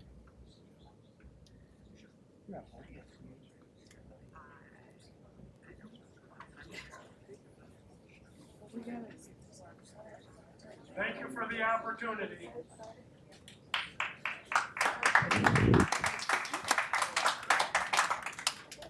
Have we completed the first round of public comment?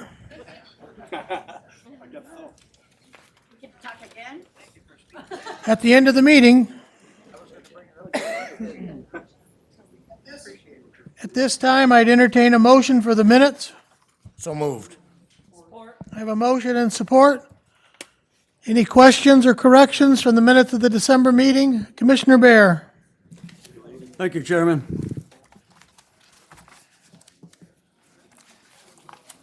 At this December meeting, I made a motion. It was supported. We had a discussion. And then the person that supported the motion initially withdrew their support. And so it doesn't even show up in the minutes. So our current minutes are not even an accurate record of what transpired at the meeting.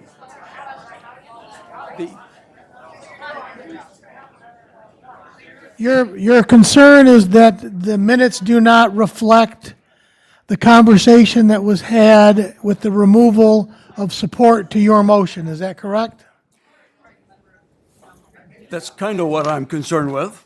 What I'm really concerned with is we had a discussion, I made a motion, and it doesn't even appear anywhere.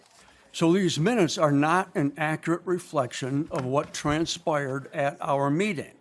While, And I've looked also, if we look at Robert's Rules of Order, 48-2, our minutes are not compliant with Robert's Rules of Order.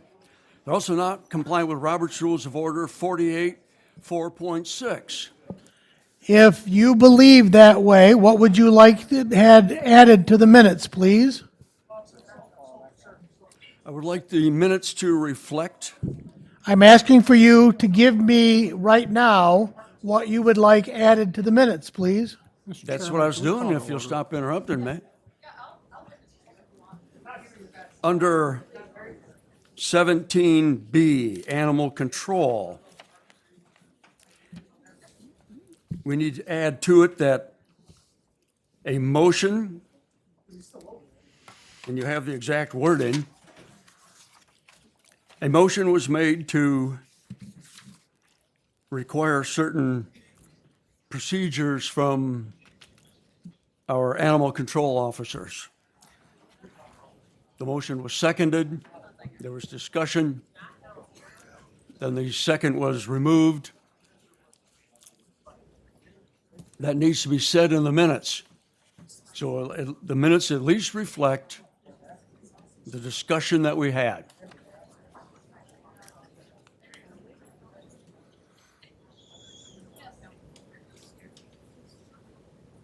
Madam Clerk, could you please review the videotape and add those items to the minutes, please? Be my pleasure. Anything else to be added to the minutes? No.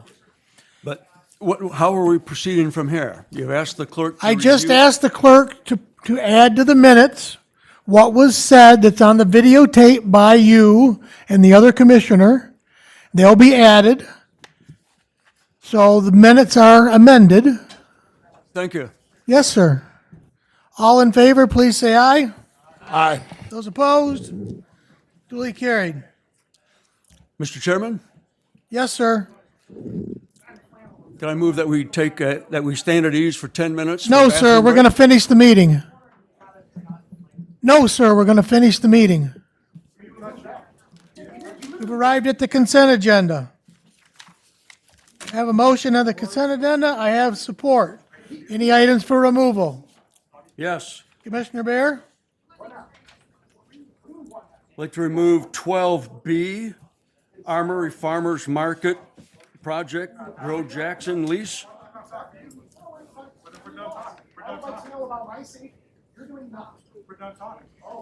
That becomes item 14A, folks. For clarification, was Commissioner Bear's request to remove consent item 12B as in boy? Yes, the Armory Farmers Market. Thank you. Yes, ma'am. Anything else for removal for discussion? No. Are you ready?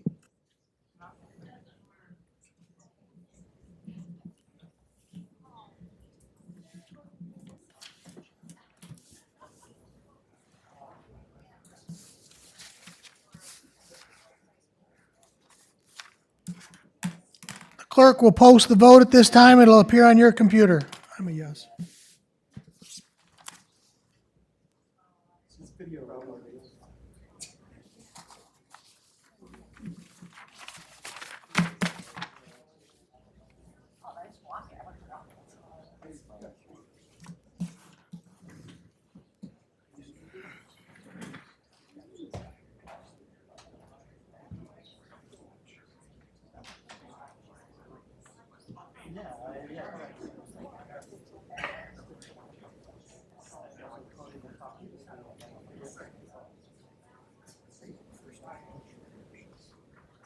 The vote is posted, Mr. Chair. Standing Committee.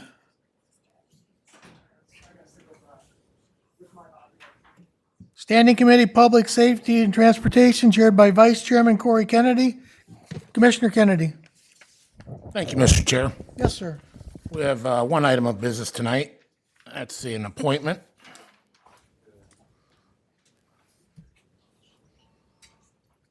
It's for the Region 2 Planning Commission. The position is currently vacant. At the time of the committee meeting, there were no applicants. However, an applicant has come in. His name is Bill Richardson, and I would put forth Mr. Richardson. Is there any other nominations from the floor? Hearing none, all in favor of Phil Richardson, please say aye. Aye. Those opposed? Duly carried. Congratulations, Mr. Richardson. Anything else, Commissioner Kennedy? No, sir, that concludes business. Thank you. Standing Committees, General Government, chaired by Phil Duckham. Vice Chairman Walls is standing in. Vice Chairman Walls, Standing Committee. Thank you, Mr. Chairman. We're bringing back the Armory Farmers Market for discussion. I would like to have, I see Kyle's here. Would you like to speak to that for us, please?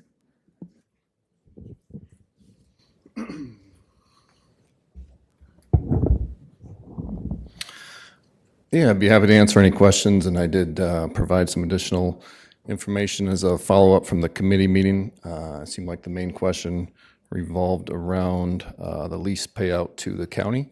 So there are some three different options in the additional information provided. One is how it's currently proposed, as well as a comparison to an existing lease with the county. Questions, Commissioners? No, well, yeah, I'll take the floor if I could, please, Mr. Yes, sir. Chair. Okay. I appreciate the work you did putting forth the three options of the one being the initial giving a dollar rent for the first 2 years and then transition into 8%, along with 8% from year one on, and then an accruing one from 2 to 4 to 888. My question is the estimates you're getting on the sales. I'm assuming that's provided from the individual proposing Yeah, the operation? These are Grow Jackson estimates, yes. Okay. And how are we going to verify the numbers each quarter? So I'm sure in the lease there, it talks about an audit, so we would typically have our finance director help with reconciling our statements. It'll all be tracked in a POS system, I'm hearing from. Yes. Yes. If I may answer that also, we do have a system that we use through our financial department, administrative services, that tracks currently $1 million loan that was given to Zimmer Marble to do their environmental work. And we receive an unaudited balance sheet and income statement from him once a year. Okay. And that gets reviewed and approved, and I assume we'll follow the same pathway here because we have a system that works well. You're talking about for other places like the ice cream stand? And, Yes, sir. Yeah. Okay, I appreciate the explanation. Further questions? Commissioner Bear. Thank you, Chairman. I'm still disappointed that the rent for the first 2 years is $1 a year. I just don't believe that's fiscally responsible. Today at 11:15 this afternoon, 11:12, long after the deadline for getting things added to the agenda, an email was sent out, included a document from Jackson County Parks about the Grow Jackson lease revenue. Talks about below are three potential scenarios. One scenario is the one that's currently been considered in the lease, but then two other scenarios are discussed here. So I have a question. Are we at this point contemplating changing the lease from what we have been discussing for 2 months? And are we actually thinking about considering these other two alternatives? The Administrator Controller's Office put together those two other alternatives at the request of the board from Monday's meeting of General Government. It was brought up then by then Vice Chairman Kennedy that a consideration should be made, and the Administrator Controller informed the Board of Commissioners that on Tuesday night, if a commissioner would prefer one of the other options, that we would be happy to instill that language into the contract. And the leaseholder, Grow Jackson, was willing to accept one of the three. He just told us on Monday that his payback would be longer before he would actually be making a profit.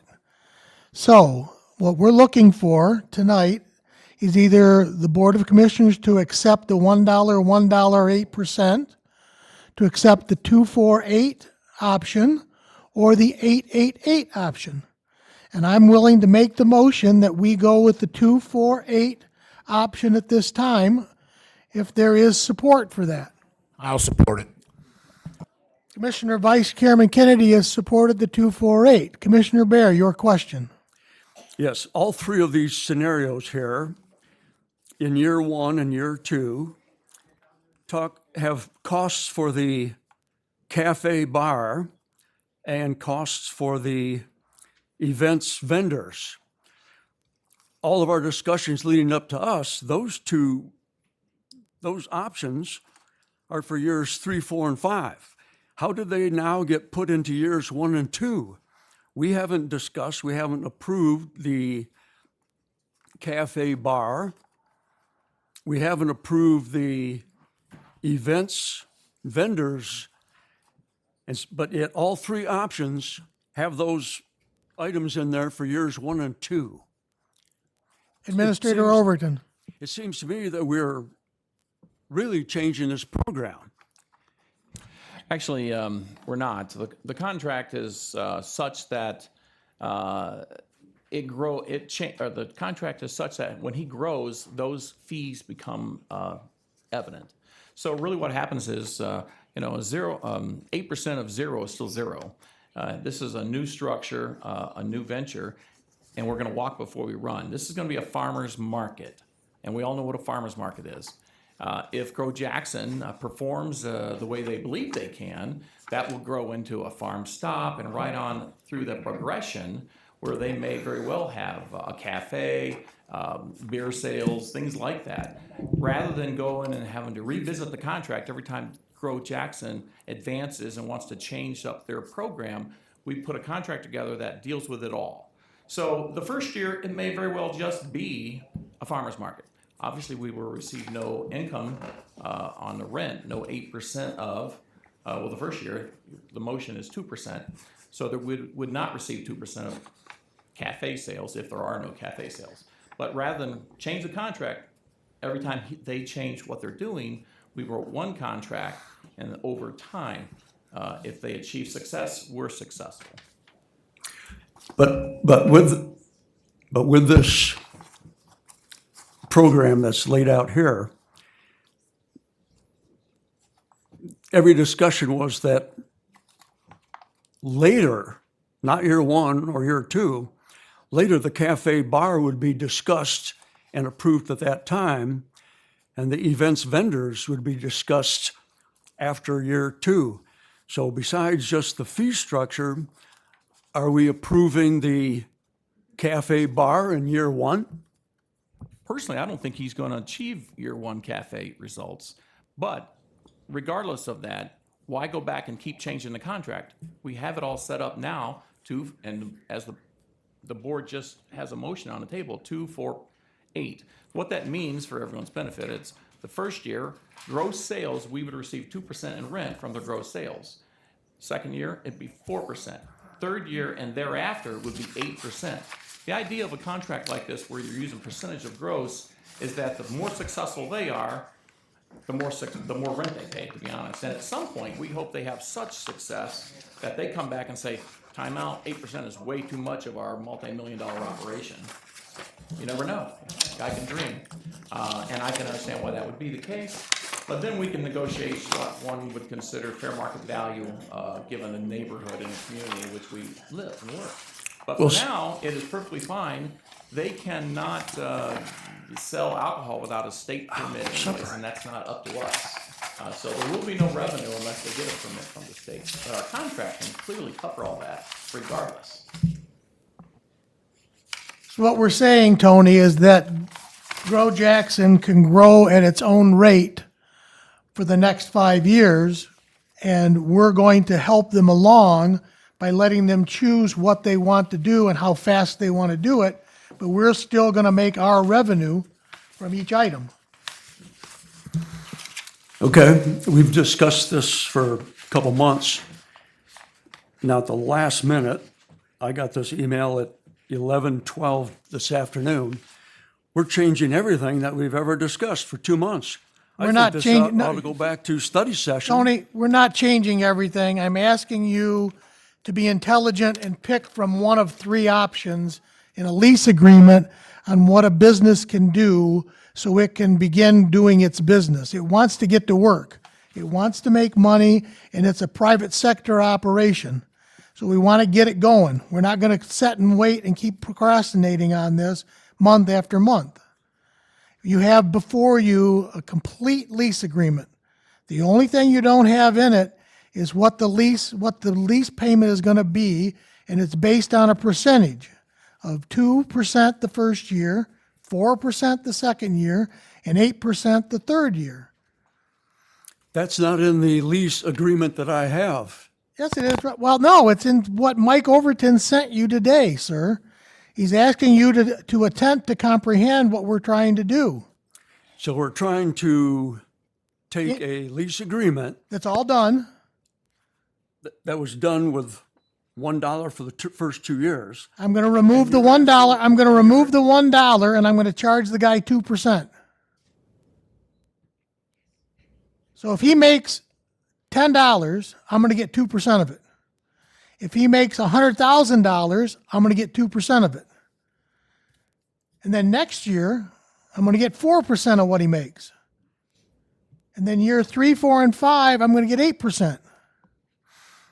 Okay, I understand. It's just disappointing that we discussed this for 2 months, and at the last minute. Actually, we've been talking. everything changes. Actually, we've been talking about it for 4 years. Okay. After 4 years, at the last minute, we make some major changes. Okay, I'm ready to vote.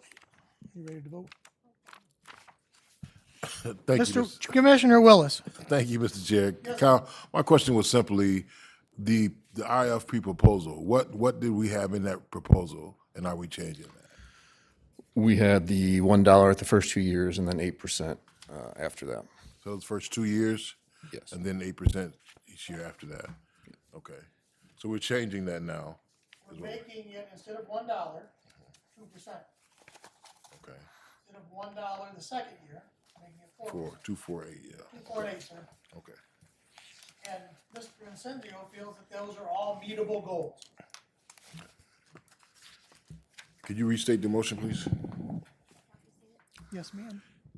The motion I have on the floor is to approve the 2%, 4%, and 8% option. Did I understand that correctly, Mr. Chair and Vice Chair? Yes.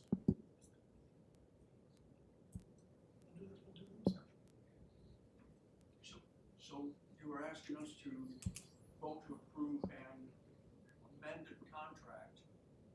I'm not asking you to amend the contract yet. I'm asking you to set the rental rate, 2%, 4%, and 8% first. That'll be inserted into the contract, and we'll vote on that separately. So you can vote up or down, both things, or whatever you'd like to do. Would you repeat the motion that's on the floor? Yes. The motion on the floor is to approve the 2%, 4%, and 8% option. Thank you.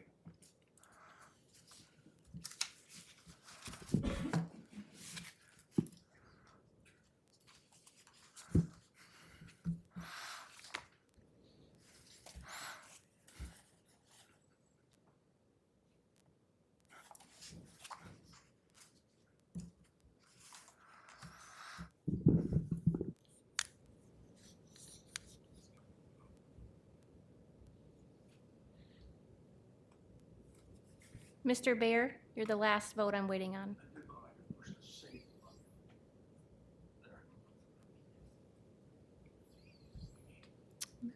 Motion it carries, it is posted. Now we're to the lease agreement. Entertain a motion for the lease agreement as amended. We have a motion and support. Questions to the lease agreement? Hearing none, Madam Clerk, could you post the vote?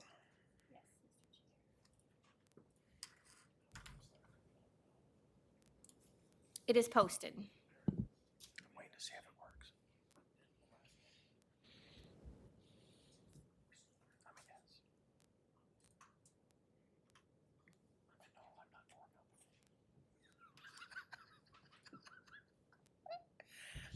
The vote is posted. Carries. Thank you, Commissioners. Great, thank you. Thank you, Kyle. Commissioner Walls. That concludes the business of the Standing Committee for General Government. Thank you. Standing Committee Human Services, chaired by Commissioner Earl Pileski. Commissioner Pileski. Thank you, Mr. Chair. We have appointments tonight. There are 4 openings on the Department on Aging Advisory Council for terms expiring in December of 2026. We have, for the 4 openings, we have 1 applicant at the moment. That is Mary Baird, and she is the committee recommendation for 1 of the 4 opening seats. Any nominations from the floor? All in favor of Mary Baird, please say aye. Aye. Those opposed, duly carried. Commissioner Pileski. That's all we have tonight, sir. Thank you. Thank you very much, sir. We've arrived at unfinished business. There is none before the board. We're at new business, Administrator Controller Policy 4060 on voting. I will politely ask the clerk if there's any questions on this. Yes, Thank you. No, I don't have any questions. This was my recommendation. correct. That's what if they have any questions, you're going to answer them. How's that sound? I'd be happy to answer any questions. This is basically going with how we practice our meetings and our voting and roll calls today. So this is updating to what our current practice is. Looking for a motion. Have a motion from Snell. Support from Walls. Questions? Commissioner Baer? Thank you. We were given what was said to be a red line, but it's not actually. The current policy as it is written has paragraphs Roman numeral 1, 2, 3, 4. The proposed change has paragraphs section 6.1, section 6.2, section 6.3, and section 6.4. What is the point of, that wasn't redlined, so why was that change made? That's my first question. I got another one. And what does the 6.1 refer to?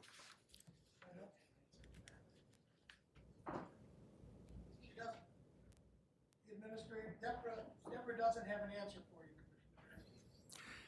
you. Okay, then I'll move on to my second question, then I'll make my motion to amend. I brought this up at our first meeting because the wording was contrary to our practice. The wording would be awkward to follow.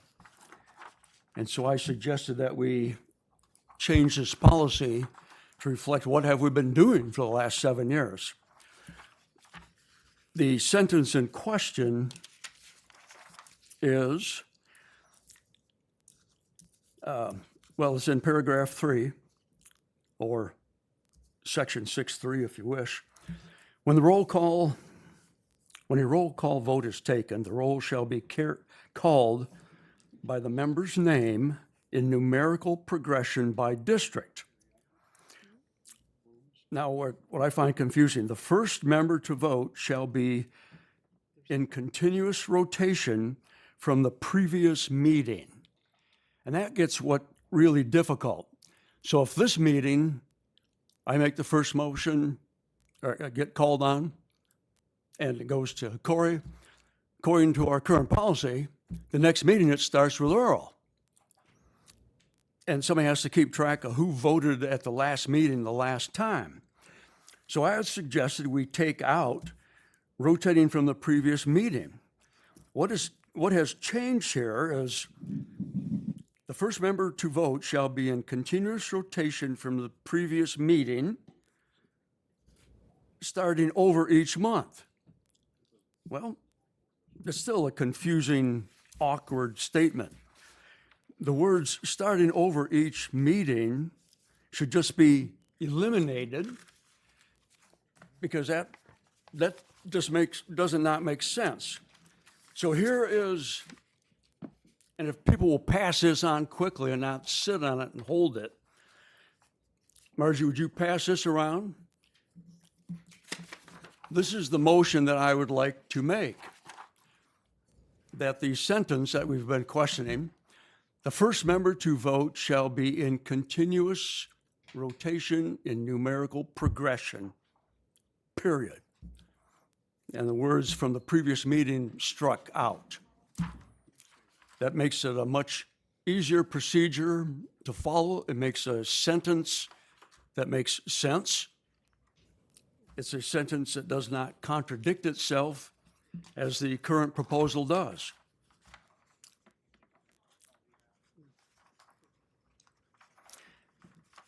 Because the current wording is from the previous meeting, starting over Is that each your motion, meeting. Mr. Commissioner That's- Bear? Have you made a motion?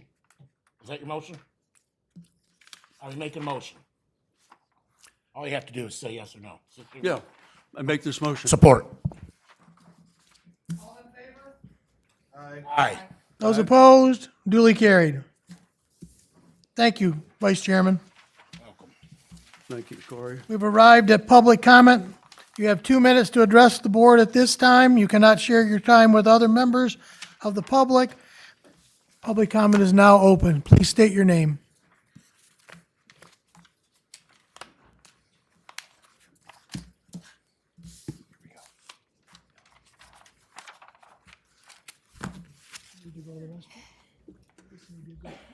Just to make sure I understand the rules correctly, I am allowed to speak once per, yes, okay, just making sure.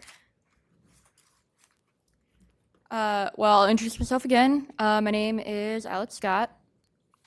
Legal name Alex Scott, but most of the people in the room are gonna know me by Alex. And I guess, like I said last time, I've been taking notes this entire time. So I just want to say this one thing. Well, I guess I can't say that. I want to say multiple things, but I only have so much time. But 63 people spoke in the last public comment section.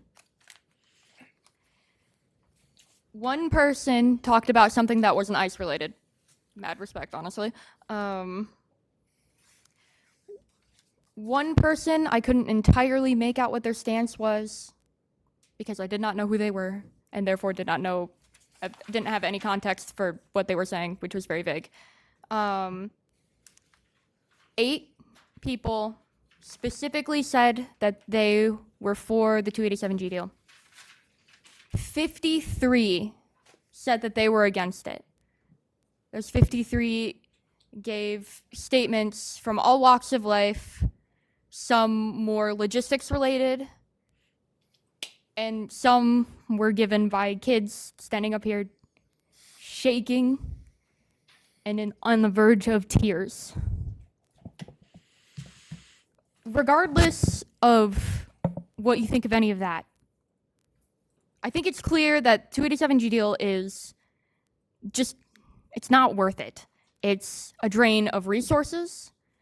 It's a drain of personnel, money. It's a drain of public trust. And I hope that you will fully consider what this deal means to the people of the county. Thank you.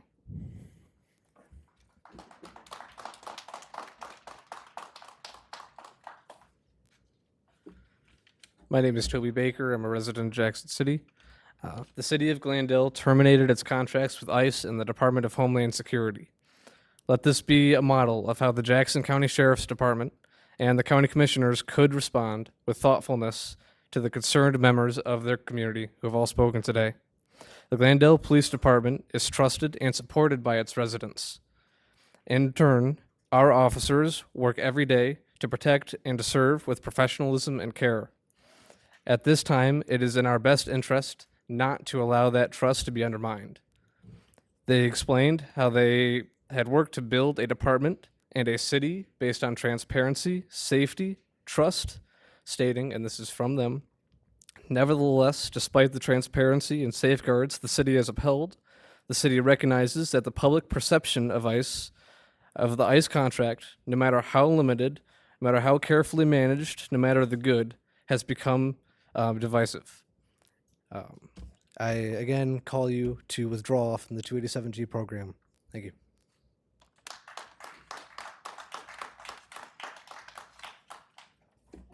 My name is Isaac Furness. I'm a resident of Jackson City, I believe District 7, right on the cusp. So I just wanted to speak to some of the specific dollar amounts of the legal liability that those 287G agreements put us through. It's been around for much more than a decade, so there are many lawsuits and legal precedences that address this. In Mecklenburg County of North Carolina, training supplies, salaries for 4 weeks training plus staffing costs for only 10 ICE-trained deputies was $500,000. But after adding in the cost of detaining immigrants, it cost the county $4.8 million. The first year of operating the program in Mecklenburg County cost a total of $5.3 million. The first full year of operation in the state's Alamance County cost $4.8 million. In Prince William County in Virginia, the estimated cost is $6.4 million annually, and it was $25.9 million for 5 years. The initial costs were much higher than anticipated, and the Board of Commissioners there had to raise property taxes by 5% and also reduced funds that they were able to give to police and fire services. The costs associated with the program have been insurmountable for some agencies. We've got sheriffs in Texas and Wisconsin that recently ended their county's 287G programs because they did not have the resources to continue. In North Carolina, 2 jurisdictions each spent around $5 million in the first year to implement the program. Maricopa County, Arizona had created a $1.3 million deficit after implementing the program for just 3 months. One county in Virginia had to raise property taxes and take money from its rainy day fund to implement its 280G program, which cost $6.4 million in its first year. I have a whole half page more of examples that I could get to had I the time. It is not worth it. Please withdraw from 287G. Thank you for your time. I didn't get up the first time, but this time I couldn't resist. There was so many people that got up to speak, and they were talking about their kids being afraid. Who's making these people afraid? I can't figure it out. If they got parents that are feeding into them kids that they should be afraid to go to school, I mean, either they're listening to teachers that are giving fear to these kids, but I don't understand it. I just don't understand how many could have come up and felt that fear. You know, the Bible tells us that we don't have to fear when we're doing what's right. Only if we're criminals do we have to worry about fear. God gave me a spirit. He did not give me a spirit of fear. He gave me a spirit of love and a sound mind and no fear, no fear. So it's just, I was just amazed. I was just amazed. These people that came across the border during the Biden administration, when they came into our country illegally, they were a criminal. I mean, is that so hard to understand? They're criminals. So if they come in this country and then make themselves known by committing a murder or whatever crimes they want to do, why wouldn't they expect people to come and get them? For goodness sake. Our country is a nation of laws. So please accept the fact that there are a majority of the people, not because there was a majority here of the people against the sheriff. We want our sheriff. We love our sheriff. We voted for him. We're going to keep voting for him. And I'm just praying that everybody's going to finally wake up and see what is going on with our country, that they believe they got to be afraid.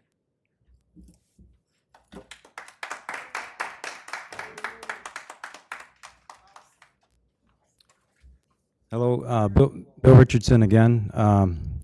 I, for one, am happy to see our immigration laws finally being enforced.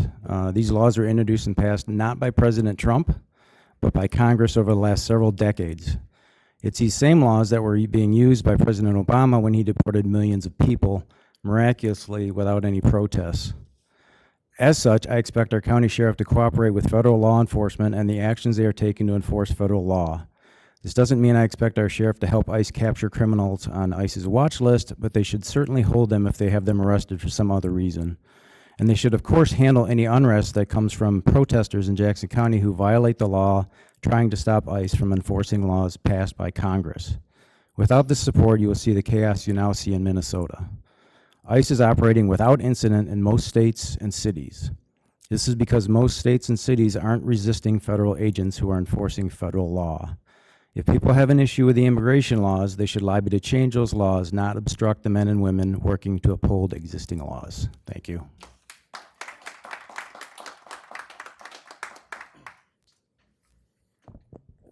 Hello, Cole McEldowney, Pleasant Lake. Just to address some of the points that were brought forward, it is to say that you are not in control of what happens to people after they are out of your custody. And I happen to think that these people are oftentimes the best of our community members. And the allegations that have come out and the many cases of evidence incidences where people have been assaulted in ICE detainment means that when you vote for this, you are condemning people to the possibility, at least, of being brutalized while in ICE detainment. And I can't make you see my way when it comes to immigration enforcement. I don't think that, I've said anything tonight that would make anyone think that I'm for lawlessness or that I'm a paid agitator by the Democratic Party. We have a serious problem in this country where elite interests take precedent over what people actually want to happen. People are frustrated with their lives and with their livelihoods. I don't think that brutalizing people, like many of the cases of rape that have come out recently especially, fixes any of that. And I hope that you search your conscience. I know that I can't convince any of you to vote differently than what you've probably already decided after listening to us for multiple hours. But I'm not paid to be here. I'm tired. I live here. And I've got nothing else left to say. Thank you.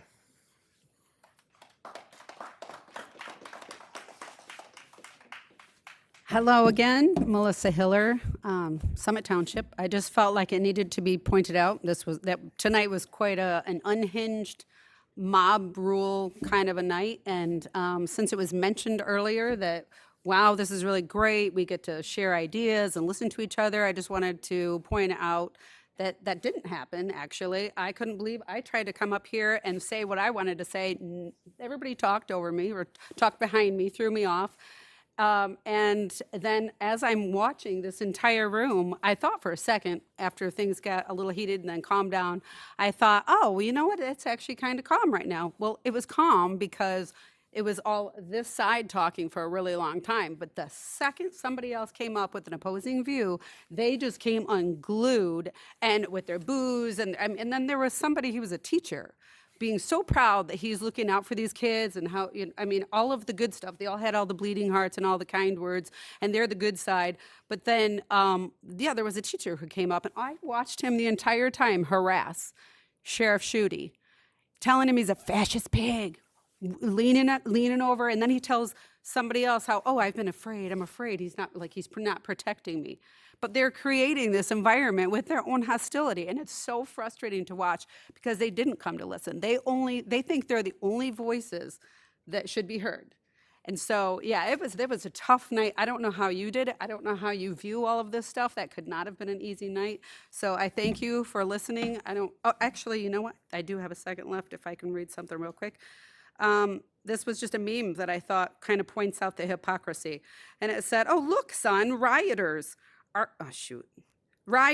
arsonists, rapists, they're here to teach us all about peace and, my thing covered it. Sorry, it was about peace and equality. So anyway, it was just, come on, people, get real. So anyway, thank you. Sorry, I totally blew my joke, but.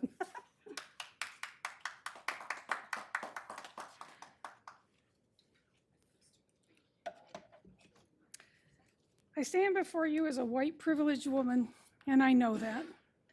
I ask and I speak for Your last name, please. Schumann Allegre. Thank you. You're welcome. I speak for others who can't come and give their name and speak due to fear of retribution. I also want you to know that I'm not a member of an angry mob. I respected the people that were speaking before us, as they should respect those who also spoke, and nor will I call them names. I did want to state that multiple jurisdictions have ended their 287G agreements. I'm not going to name them because someone has already done that, but I will mention that there were two in Michigan. One was in Central Line County due to significant public outcry, Genesee County due to difficulty in getting officers trained. It's not something that cannot be done. Why should these agreements have been ended? They've also been linked to other concerns for liability. Racial profiling is one of the most common reasons that's been leading to federal investigations and lawsuits. Community opposition, strong local pushback has encouraged municipalities to withdraw or to reject new agreements. Resource diversion. Sheriffs sometimes find the program diverts resources from their core, public safety. I know that ending 287G is not going to end ICE, and it will not remove them, but I believe that it will personally increase trust. I also want to say I'm not asking you to be complicit with any part of what's happening in our country. I will also tell you that I respect our sheriff's department. I respect the job that they do, and I respect the protection that they do for this community. And I respect the job you do, and I really hope that you will take a lot of these things into consideration as your evening ends. Thank you.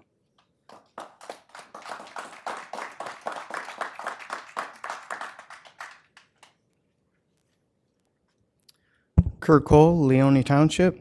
I want to speak to you on an entirely different issue because it's obviously needed. It's more about budgeting, and it's more about who dedicates their budget towards certain things that the police officers are going to need, like your 800 hertz radios that are coming up. I know that you both have portable ones. I know there's ones mounted in cars. And I think it's important to know that obviously the state police are going to fund the state police when they need their radios. The county should fund the county police for their radios. And the same should be true for every township. If the townships cannot afford what it takes to outfit their police officers, then they need to start thinking about possibly leaning towards the county for a quote for what it would take to do law enforcement in their area, and possibly give up their law enforcement in their townships if they cannot afford them. I say this as an ex-trustee on Leone Township, to where obviously we had to buy everything to outfit our police. When I was on the board, we knew that the county was going to do the first time buying of the, I believe it was 2017, they bought the radios from us, but we were, but we were supposed to have an outlined plan or for 10 years later, and obviously that's came to date now. So the long and short of this is townships have to be responsible for outfitting their police officers with the appropriate tools to do the job. So if they want to outsource it to the county should be happy to buy them the radios at that point when they work for the county as county police officers. So thank you, and hope you guys have a great night.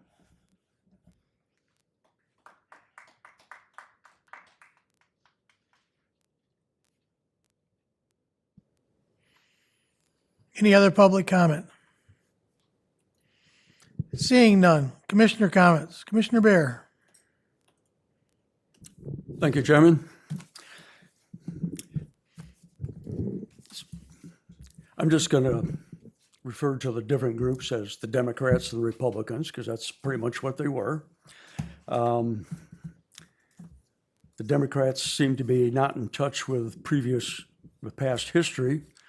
It was Bill Clinton that deported 13 million illegal aliens. George Bush deported 10 million. Barack Obama deported 10 million. So deporting people that came here illegally isn't anything new. These people are just suffering from TDS, Trump Derangement Syndrome. It's a mental disorder that you get. It's contagious, depends who you hang out with. Why do the kids not feel safe? Well, we have teachers that are telling them they shouldn't be safe. Our teacher here today, Jason Hill from Jackson High, he was the only one that used vulgar language that I noted tonight. And he's teaching our kids. And he's a Democrat, so we know which way he's leaning. I got some static when people were standing all over. There were people standing behind me. There were people standing pretty much where the camera is now. Some lady kept looking at me because I can listen and I can look this way. And the Democrats were saying they don't feel safe. Well, I don't feel safe when I got people on the opposite side of the political spectrum from me circling around behind me. I don't trust people behind me. And it's the Democrats that get violent. That's why I didn't trust them behind me. I could hear everything that was being said, but I was keeping an eye on them until I couldn't take it anymore. And I told them, get out of here. So my fears were proved correct a little later in the meeting. Republicans don't attack Democrats when we have differences of opinion. It's only the Democrats that physically attack the Republicans, just like that lady did. She came stomping up here. She thought because we had different opinions, she was entitled to take what was mine. She was entitled to be aggressive, physical, steal my stuff. Only Democrats do that. ICE is, no, I had my sign up here before she stole it. I love ICE. Yeah, we need ICE. Donald Trump campaigned on getting the illegals out. He won the popular vote. He won the electoral college. He won the 7 swing states. That's a mandate from the citizens of the nation. He said he's going to have ICE get rid of the illegals. He's just following through on a campaign promise. It just shows he has integrity, and his campaign promises mean something to him. He's following through, and I love him for that.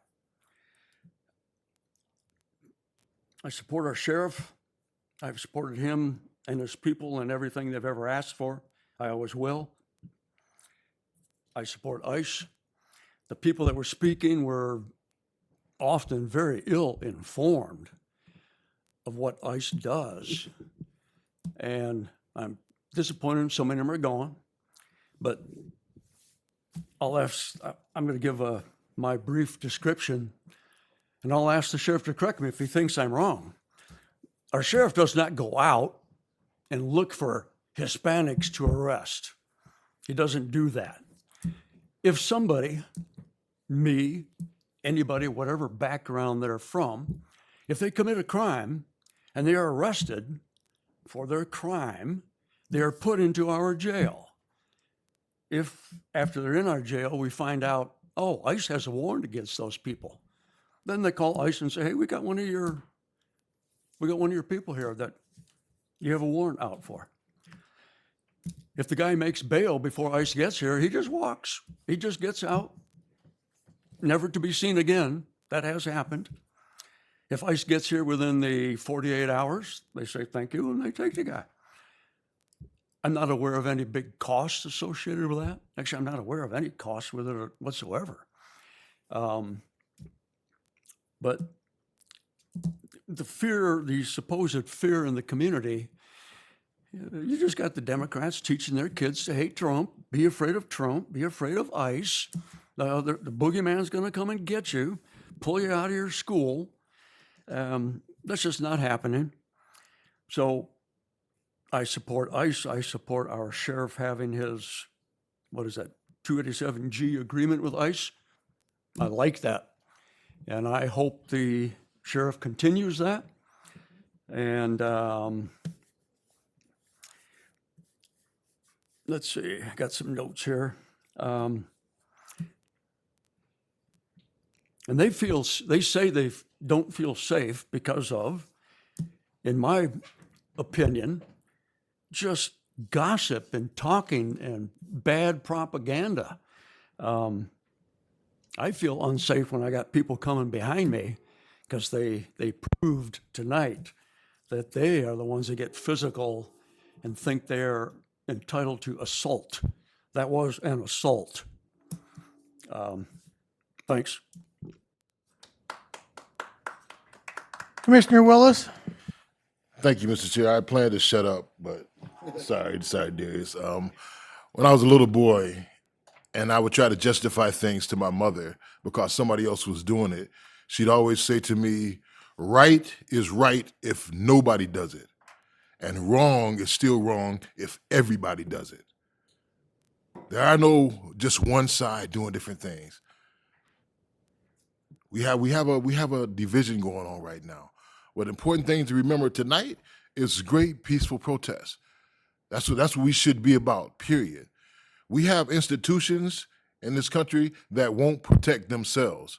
Our laws, our courts, our elections, our schools, our media, our churches, they won't protect themselves if we don't demand that they do what they're supposed to do. Sheriff Schuette is actually a good friend of mine. Him and Undersheriff Stewart.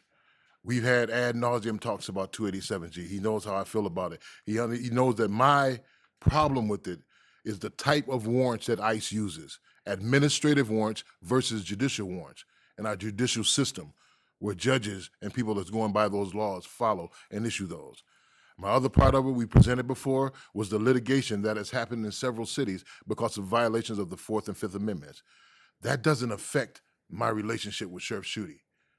We can still talk, we can still go to lunch because we're people who have different things. We have to understand, regardless of what happened, when facts are blurred, abuses are minimized, when people are told not to believe what they see, our democracy begins to erode. Peaceful protest, like we had tonight, is the one way that citizens can come and bring the truth back to the floor. My strongest emphasis of the night is listen to the voices that we say, that we hear. Listen to what your eyes show you.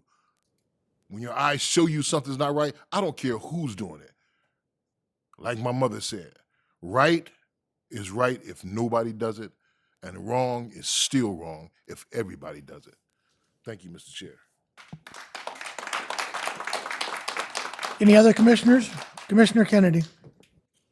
Thank you, Mr. Chair. First, I'd like to thank everybody that stayed and actually watched the county business tonight. Okay, because we see a real thin room now. A lot of people are here probably for their 5 minutes of fame. And can respect the passion for it. But did they really care about what's going on in the county? I think it's pretty obvious. No, they left. Secondly, I'm going to address this to you, Mr. Chair, and to the administrator. What happened tonight, approaching the bench, and whether you put your hands on a commissioner or you take personal property, it's unacceptable. Right is right, wrong is wrong. You're right, Commissioner Willis, and that's wrong. Coming on to the stage platform and encroaching on commissioners, that is wrong. I see the chairman of the Jackson County Democratic Party out there. Some of those people are in your committee. I reach out to you to talk about civility, civil debate, right? What I saw tonight was, this lady right here summed it up. One side spoke, the other side was respectful. There wasn't jeers. Differing opinion was made, and they had to be told to be quiet just to let the person have their 3 minutes. You don't have to agree with everybody, but you can be respectful. We're all neighbors of each other. Secondly, someone personally addressed me tonight, and I will say what I called the woman. I called her unhinged, and I will define to you what I mean by unhinged. When I walk into a building to go to a meeting and conduct business, and I'm aggressively approached and told that my family is going to be deported, it's unacceptable.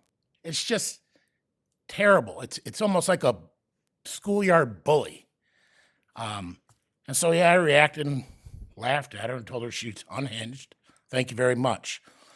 Glad she did her research, that I married a woman from a different country, and I did it the legal route. A lot of people have. It's not easy. Fill out paperwork, you pay fees, they get a criminal background check, they get disease checks, okay? So when you see people cross the border and jump the line and didn't go through that process, and you had to go through that process, well, there's some of us up here that respect our immigration laws, and they're on the books for a reason. And it is so that you can properly vet people. Not anybody and everybody can just walk across the border and become a citizen if we don't know who that person is.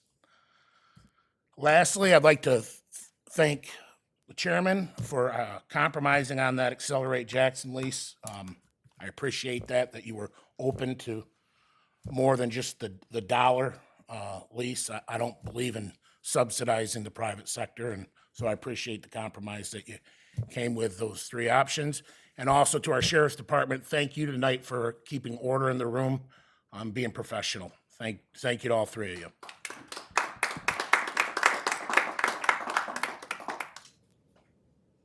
Any other commissioners? Commissioner Williams. Thank you, Mr. Chair. I'll be brief. I had the opportunity to be the keynote speaker for an event on yesterday.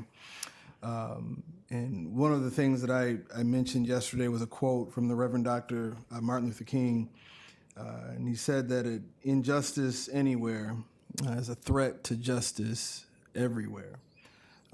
I think that when we look at the ask tonight, the voice of the evening, whether it's for or against, I think it does present us with a question. Now, we as a county board, as it was mentioned tonight, I think 1 or 2 persons mentioned it, when the 287 program was just an idea, there was an ask that came forth and asked for an investigation prior to the acceptance, and that motion was turned down, and we moved forward with the plan. But I think that as we've learned more information, as we've seen things continue to develop, as we've seen other counties in other states having similar programs and them developing into other things, I think it warrants us to be cautious and to be mindful of how we move forward. And so, Mr. Chair, if I'm in order, I would call to the Sheriff Department to yet again ask for an investigation of this program, making sure that we have not infringed upon any guidelines, that we have not infringed upon any rules that are associated to the 287 program. I'd even like to know the number of officers that have been trained, the dollars that are associated with that. just making sure that as we move forward, if this is the program that the county has, that we're continuing to do this in right and in good order. I think our constituents deserve to know the information, and I think if it helps us to bring us closer to peace and bring us closer to a better understanding, I don't think that's a hard ask. And at the very end of the day, it puts all the information on the front street, and it shows the community what it is and what it is not, and it also shows the border of it, if you will, and the controls, I think is a better word, the controls of what the 287 program is, Mr. Chair.